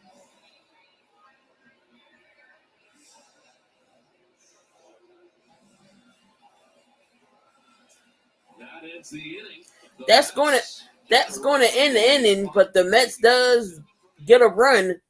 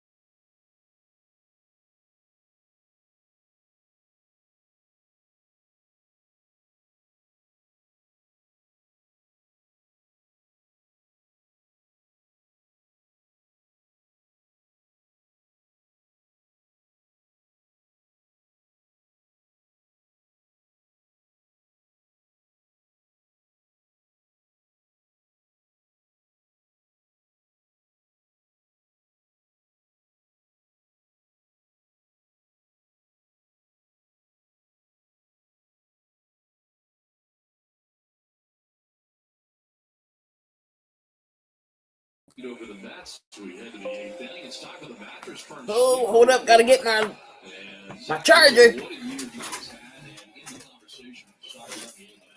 He is in conversation. I mean, those numbers right there, those are 2 important categories.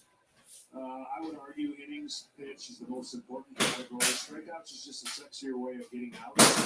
But his ability to be in the categories of really some major ones, a lot of them, puts him right in the thick of things. Unfortunately for him, Max Scherzer has kind of gone to the next level since going to the Dodgers. Hasn't lost, hasn't given up a run in his last 2 games, I don't believe. and he is the front runner. Now, Didi Gregorius get out of the way. Court from Miguel Castro. Maybe his walk-up song got him a little bit. And so Miguel Castro comes in for the Mets. I never used to understand the walk. And that's the ball to Didi. I'll explain here in a second. And Didi takes the swing. So it's started 0-2. around the 1-1. twist that I go to the bullpen. So my first year as a closer, they talked to me in spring training and they said, "Okay, what's your walk-up song when you come to the mound?" I'm like, "What are you talking about? I don't need a song." On the ground into the ship. And that's going to be on the ground. And it's going to be a putout. I'm about the song. I'm going to get 3 outs before the game is tied. That's all I'm thinking about it. They said, "Really?" I said, "Yeah, I have no song, so just whatever." So the season starts, and I go about, I don't know, a month into the season, not paying attention to the song until one particular game. I come in the game, and Dancing Queen by ABBA is playing over the loudspeakers. Well, the on-deck circle, guys laughing, and I cover my mouth thinking, "You gotta be kidding me."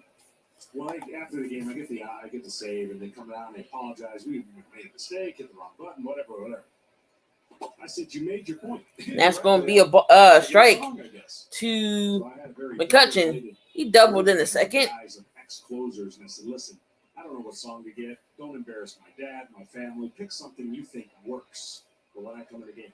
And that's how AC/DC Thunderstruck came about. Nice. And for a guy who didn't care, I kind of. And that's going to be a ball. 1-1 to McCutchen. Into a little bit of Thunderstruck, AC/DC. And I actually played a little bit of DJ and mixed in a little Star Wars theme song before I got to the infield. Wow. Yeah, so. And that's going to be another ball for McCutchen. Count is 2-1. I can't believe you didn't have one song though when they came to you in spring training originally and said, "God, you gotta have a song you like." You know, I don't even know the words to one song. So I just, as long as I can understand it, it's got a good beat to it. And that's going to be 3-1 to McCutchen. Well, you want to play when I go out there? Bubbles, everywhere, bubbles. And it evolved. It evolved. Maddox loved it so much that when I came in the game, he ran up into the clubhouse, turned every volume up as loud as he could, and Thunderstruck was born, and the rest was history. That's going to be a strike. You should have just let it go. It's a full count for Castro. It's going to be a full count to Andrew McCutchen. Go to the box, the batter's box, until their songs playing. They learn them out. And a lot of it. Yeah. We need to get to a certain note. So they'll take their time to make sure that you get all the notes. 3-2 pitch. Well, you know, And he's going to walk McCutchen. So it's going to be a man on the first with 1 out. This is the first time I've worked with you. I had no idea. Well, your partner, Mark Grant, who knows what songs are playing in his head, right? They're all from 1985. I can promise you that. Because in his mind, that's where music actually stopped. Here comes Brad Miller. Oh, did I enjoy having him? He doubled in the 7th inning with a run. 1 down. We got a pinch runner at first base for the Phillies. Nyack will run at first. So there's a pinch runner. Back safely at first base. So you got a pinch runner in for McCutchen. Nyack was just recalled from Lehigh Valley last weekend. This is, wow, still number 7 with the Phillies this year for him. That's a lot. It's in tight. Yeah, it's a lot. And very frustrating. That's going to be ball 1. Because you want to stay. You go up, you come down, you go up, you come down. That can play on your mind a little bit because once you get a taste of the big leagues, I promise you never want to experience anything else. I mean, I think about how fortunate I was in my career. Keep trying to right? get Manic back. You know, at some point, you hope you never get released, but that happened. I got released, and rightfully so. But that part of the journey, most fans don't understand how close you get. And how hard And here comes the windup, and he throws the first again. A lot of people have a hard time staying. It's a game of adjustments, and it's got to be quicker up here than it is down there. I broadcast 10 years of minor league baseball at all levels, A-ball, AA, AAA. And while I didn't Here goes the do 10 pitch. years in the minor Brad leagues, Miller takes the strike. I'm very glad that And it's I even saw count, the 1-1. minor leagues, because I'm amazed by how many guys don't get out of eight. Right. That was the shot I think at home. Yeah, it's everyone wants to pursue that dream, and it's a 1% dream, right? I mean, 1% of everybody that plays baseball gets to make it, and yet you want to play that dream as long as you can. And that's going to be a swing and a miss by Brad Miller. 1-2 is the count. Rip the jersey off your back because you obviously aren't guaranteed much. It is a sport, however, for the longest time that you could have a longer career than other sports. That number's going down, though. That average career number's going down. So many interchangeable parts, so many guys that are getting hurt. Hope that reverses itself. Back to the bag over at first. Mannix back to the bag at first. I used to go to spring training wondering. Castro's keeping a tight niche on him. Spring trainings. They play for. You just can't fathom that. He's a freak of our game. In the pitch. And Brad Miller with the pop-up. Left side of the infield. VR. VR with the put out. So it's going to be out number 2. Runner still on first. Great icon. My man Hank Aaron was like 25 or so. Also, I think so it's like a crazy number.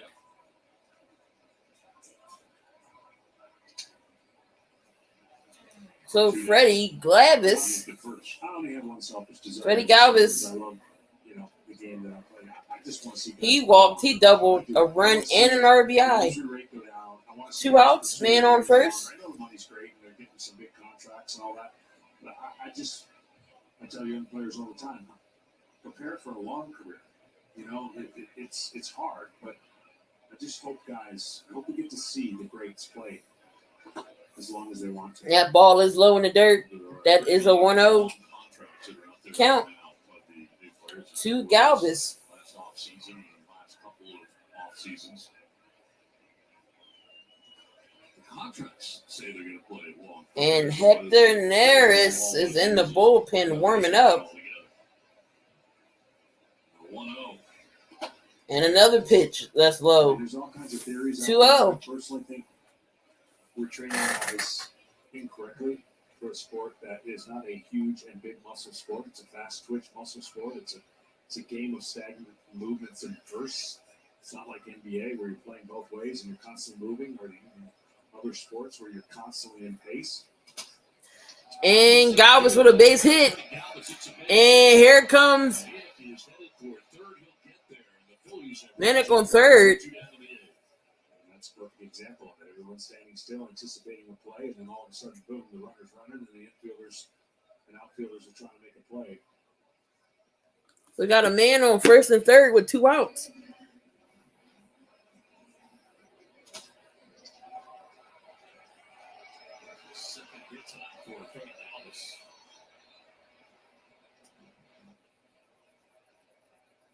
He's trying to add on. So that's going to run back to the bottom of the 7th at 5-2 Philadelphia. Meeting at the mound right So the Mets is having a meeting at the mound. Joyce coming off the bench, the veteran, to pitch it. So Matt Joyce comes off the bench to pinch hit.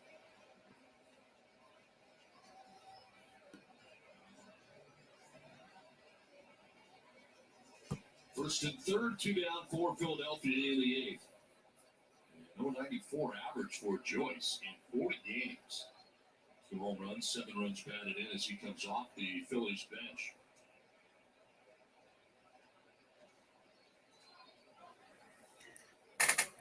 What can Matt Joyce do here? Again, there's 2 outs, 2 men on, 1 first and third. See the 200 as a pinch hitter in his career. 60-day IL earlier this year, the lower back strain. And he takes ball 1.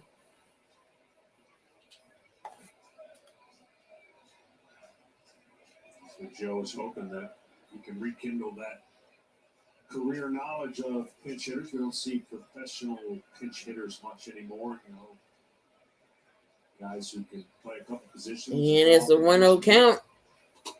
And Joyce takes a ball, and it's 2-1, 2-0, 2-0. And it's a job that usually had age behind it because you needed somebody that knew how to handle that. Top of the 8th, y'all. 2 outs. 2-0 to Matt Joyce. 5-2. Phillies are winning. That position for player has been kind of pushed out. 3-0. What the hell? I leave for 2 minutes. The Mets scored again.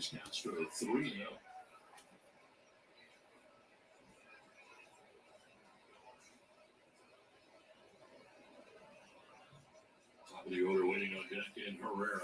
So it's a 3-0 count. 2 down and 3-0. And that's going to be strike one. Ball right there. He'll be down at 97.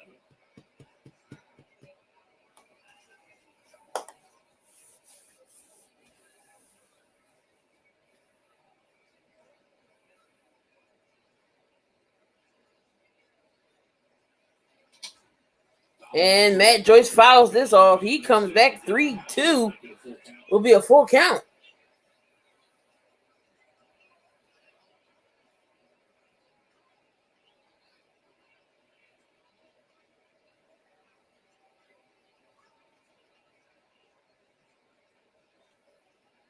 So shifting on the right side. Yeah.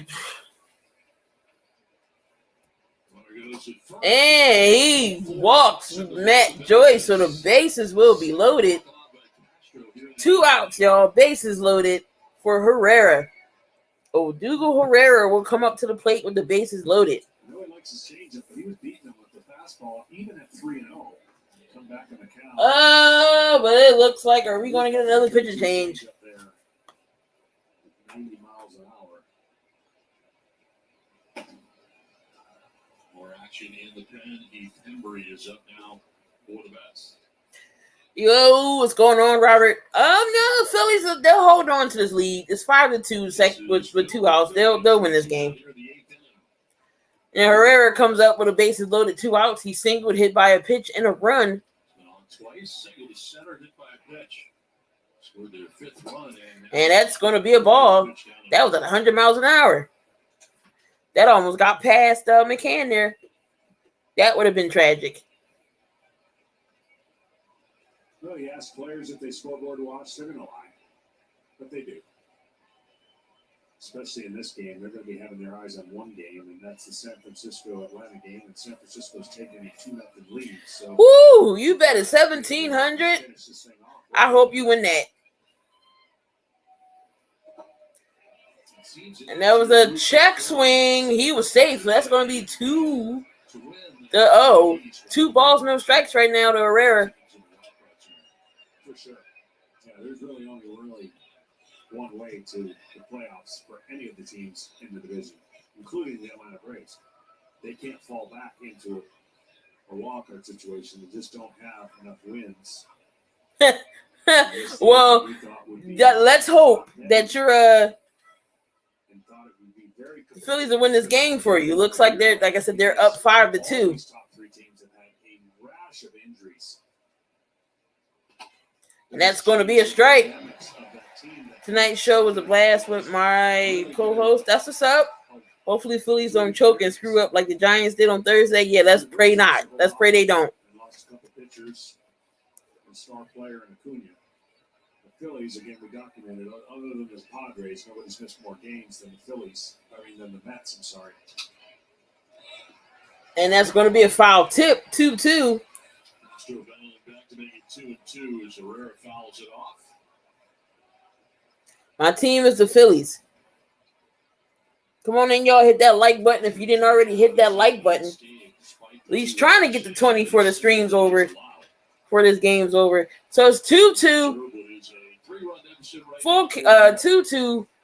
Bases loaded. 2 outs on Herrera. And that's another foul.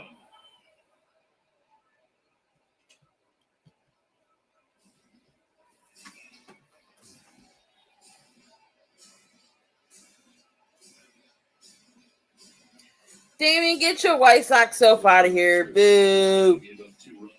I know y'all leading the AL Central. Third gives up 3. Trevor May, 2/3, allowed a couple of inherited runners to score. Who's Oakland playing tonight? Oakland is playing. Are they playing tonight? Pitch to Herrera is on the ground. And that is on the ground, and that's going to be a putout. So Castro gets out the inning. Leave the bases loaded. Nemo, Lindor, and Alonso will be the Mets order coming up. Don't hate, appreciate. The A's are winning right now, 3-0 over the Angels in the top of the 5th. So Oakland's winning right now.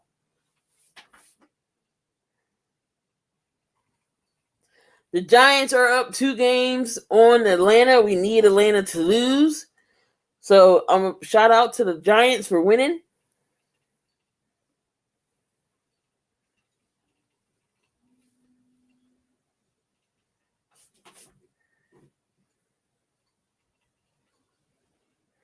Let's hope so. If Ohtani doesn't go off.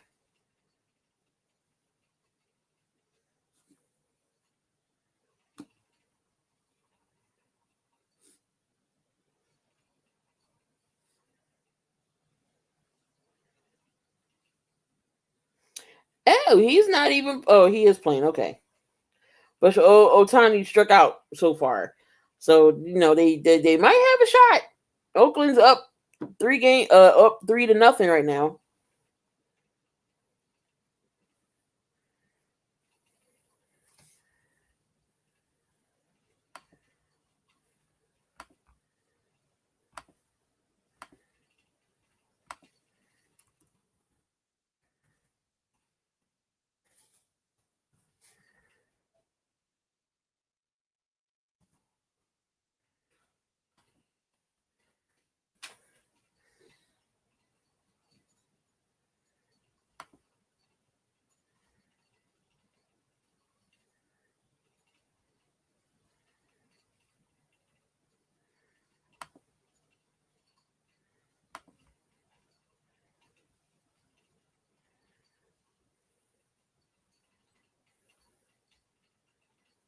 The Cardinals, who are coming fast, and have taken the first 2 games of a crucial series between the Padres and the St. Louis Cardinals, and the Cardinals were trailing 2-0 going into the bottom of the 8th inning. So the Phillies are 3 games out of the wild card. 2 games out of the East. The Padres dropped back to 2.5 back. The Reds are 2 back, and right now the Cardinals are playing some great baseball. As we move to the 8th inning, and Ken Rosenthal. All right, we're here in the 8th inning. Big news, and people will see the video on social media. Manny Machado yelled vociferously at Fernando Tatis Jr.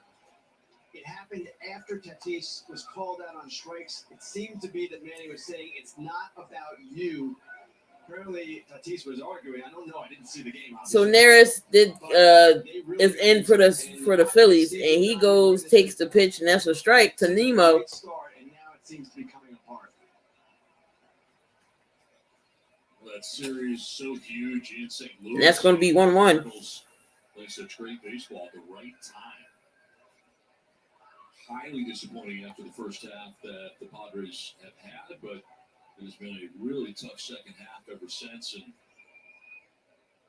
a tough start to the 3-game series, and the importance of it against the Cardinals.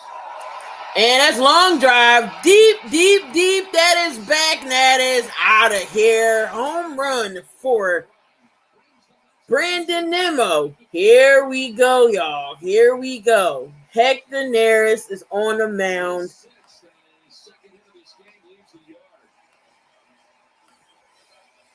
3-2. A different lineup when Brandon Nimmo's in it. It's a different attitude with that smile and the way that he goes about everything he does. One of the fastest home run trots you'll see in the game, too. Well, around the bases very quickly, and Tough start for Hector Neris, who comes into this game and gives up a home run to the first batter he faces.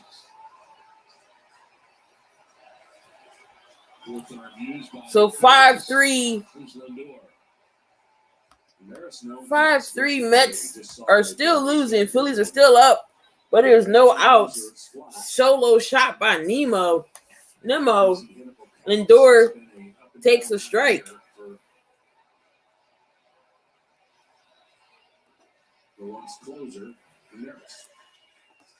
And that's going to be a ball. So 1-1, even count.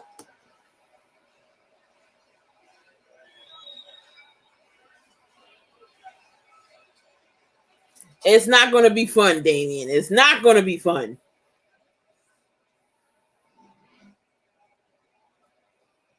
There's the tumbler. That's a split finger right in the middle of the plate. You don't want your split finger to ever end up to a strike. And then there's the trot. It's a fluid trot. Foul off to left out of play. 1-2 to Lindor. And they got stats for everything, so I'm sure they know where his trot ranks amongst everybody else's. I think it's up there. I think he's got a plus trot. 1-2 fouled off again. So 1-2 to the count. He fouled it off again. Of course, for you. I don't think it does. Nah, I don't think so either. Actually, I'm not really sure. It might. 1-2 pitch. Woo! It is up and in. Up and in, 2-2. Even count. Leadoff home run by Nemo gets the Mets closer. So Lindor struck out, flied out, grounded out with an RBI. This is loaded jam to preserve the 3-run deficit, which is now 2. 2-2. And there goes a hit for Lindor in center, but it is caught by Herrera. 1 out. First out of the bottom of the 8th. Moniak stays in the game in left field, by the way, defensively for the Phillies. After he pinch ran for McCutcheon. Up there checking his card. With 1 out, here is Pete Alonso. So Pete Alonso will come up. He's 2-2. 2 singles and a walk tonight. Single to center, single to right, and walked. For the plate appearance coming up.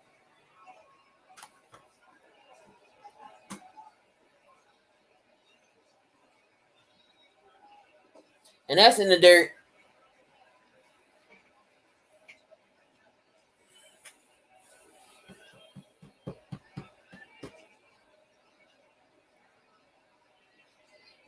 Blue shifting on the left side of the infield. Whoa. And Alonso hits up, but that's going to be a blooper. And Segura with the catch. 2 outs. Tonight's telecast is sponsored by Liberty Mutual Insurance. Only pay for what you need. And by Applebee's. Applebee's Fancy Life. Date night menu.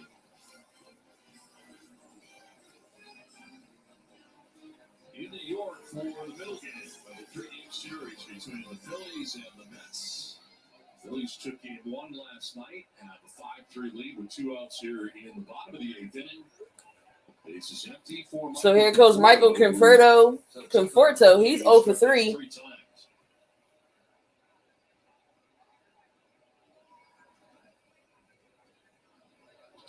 And he swings to the miss. 96-mile-an-hour fastball there by Neris. Conforto has struck out 3 times. Final year here for Michael Conforto. Pending free agency. We'd like to be sending an impression, especially in the last 10 days, if you can get hot. Lasting impressions sometimes carry over. Not have the year he wants, of course. Battling through some stuff.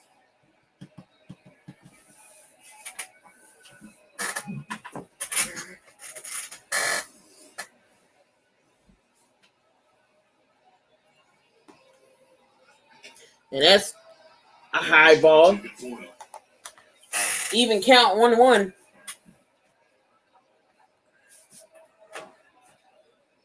Neris is the 4th arm used by Joe Girardi in this game. Well, it started 5 2/3, just 1 run. He struck out 9, walked 1. You throw 96 pitches in his Hector, what are you doing? 2-1 is the count. Where 2 runs have been allowed since Alvarado, Coonrod, and now Maris.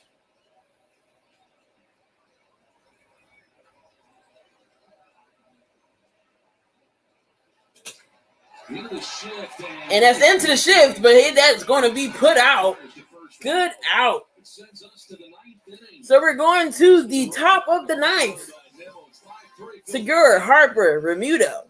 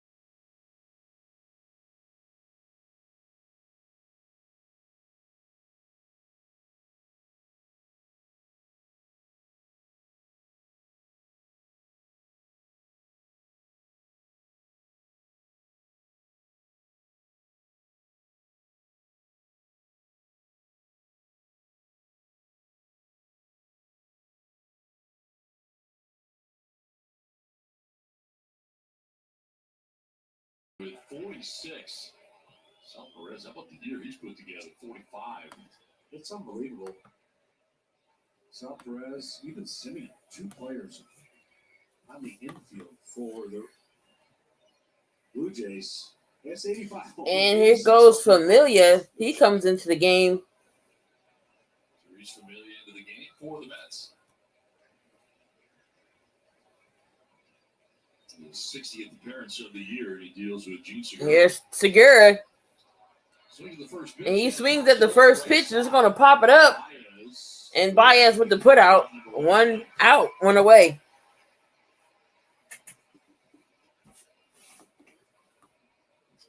Above and Beyond, sponsored by Jersey Mike's. Up at the top of the order for the Phillies. They're 5 for 12 collectively. They got 2 home runs, both for Segura.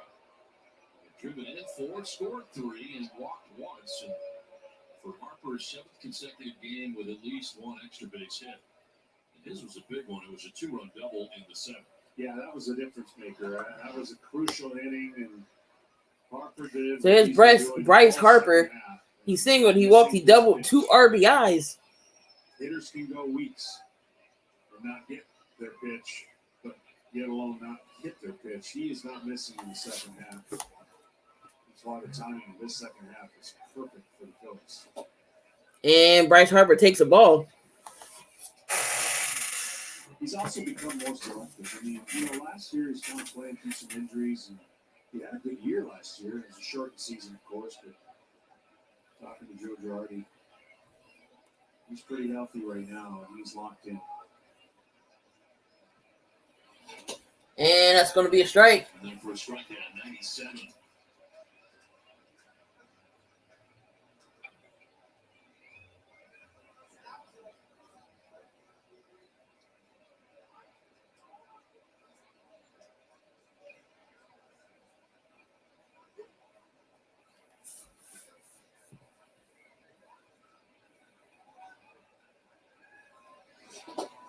And another ball to Bryce Harper.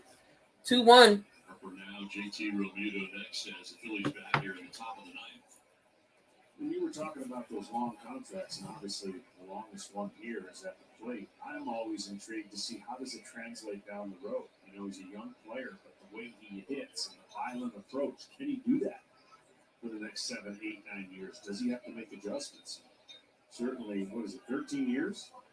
I mean, that's some time. That is some time, and time will tell whether or not Harper can be that kind of power elite hitter with the violent approach that he kind of has to his swing. And that is back up the middle, but a right to Baez. He will put out Harper for the second out. Went to Lindor, my bad. Talking about long contracts. Lindor making that play back to second base. You got Mookie Betts in LA with a long contract. You got Fernando Tatis Jr. with a really long contract. They're out there. Yeah, you can get them. So JT Realmuto has not hit in this game. Grounded into double play, grounded out, lined out, and he struck out.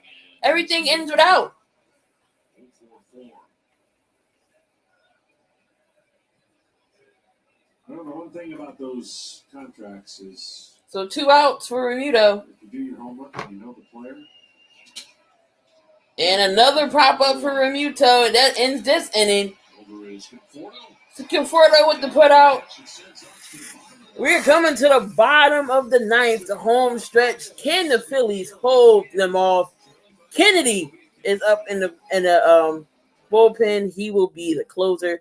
Hopefully we can close this out and give this up a win. We back.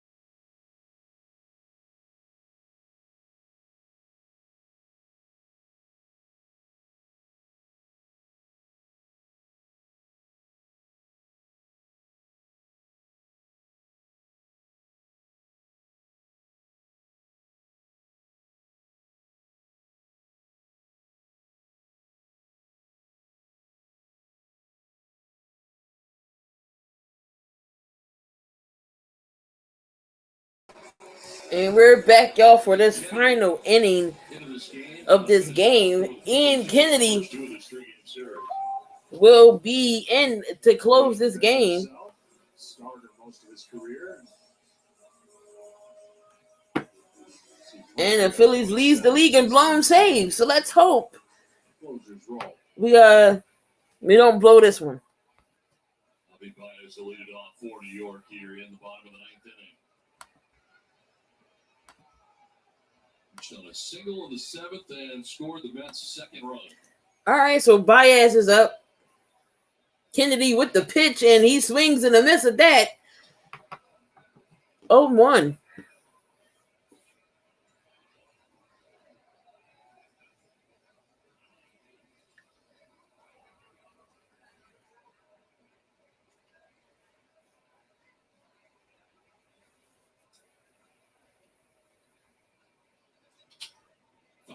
And that's fouled back by Baez. 0-2. Kennedy finished off last night's game for the Phillies, trying to do the same in game 2.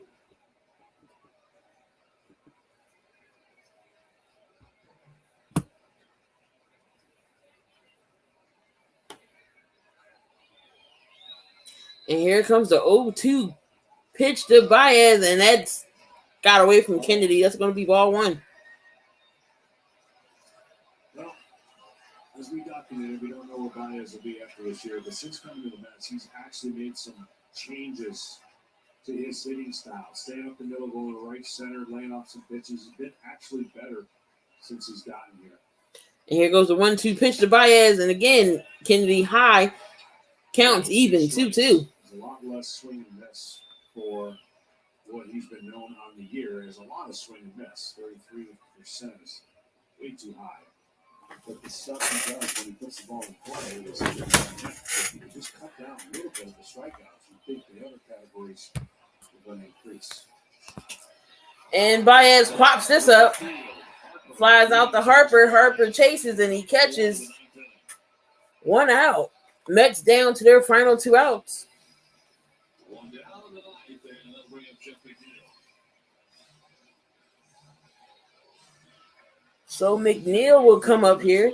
He singled in the second.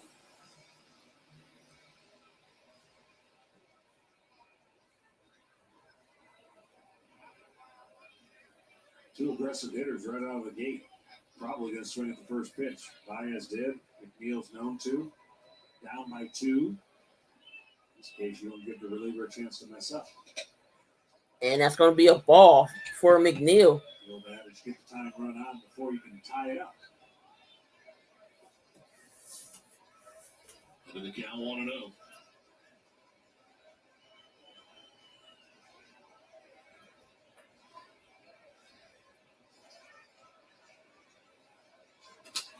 On the ground down the first baseline. And right down the first baseline, McNeil with the hit. That was a bad ball to swing at. I really think he's going to hit in his career, but that was a bad at bat. So it's down 2 outs. McNeil is grounded right to first base. Just wasn't very good. And 2 outs. Here is Kevin Pillar off the bench. He will pinch hit. We're down to their final out for the Mets. Had been 0 for 3 in this game. 224, 15 homers, 44 runs batted in for Pillar.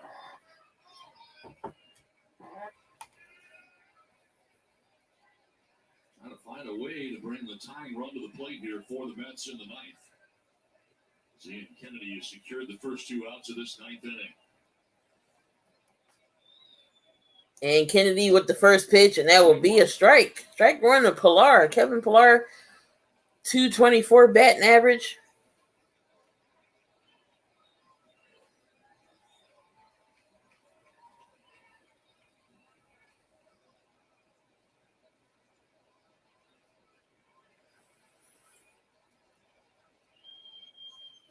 And that's going to be a ball. Even count 1-1. Mets down to their final 2 outs. And it is a even count 1-1. Kevin Pillar is in the game for the Mets pinch hitting.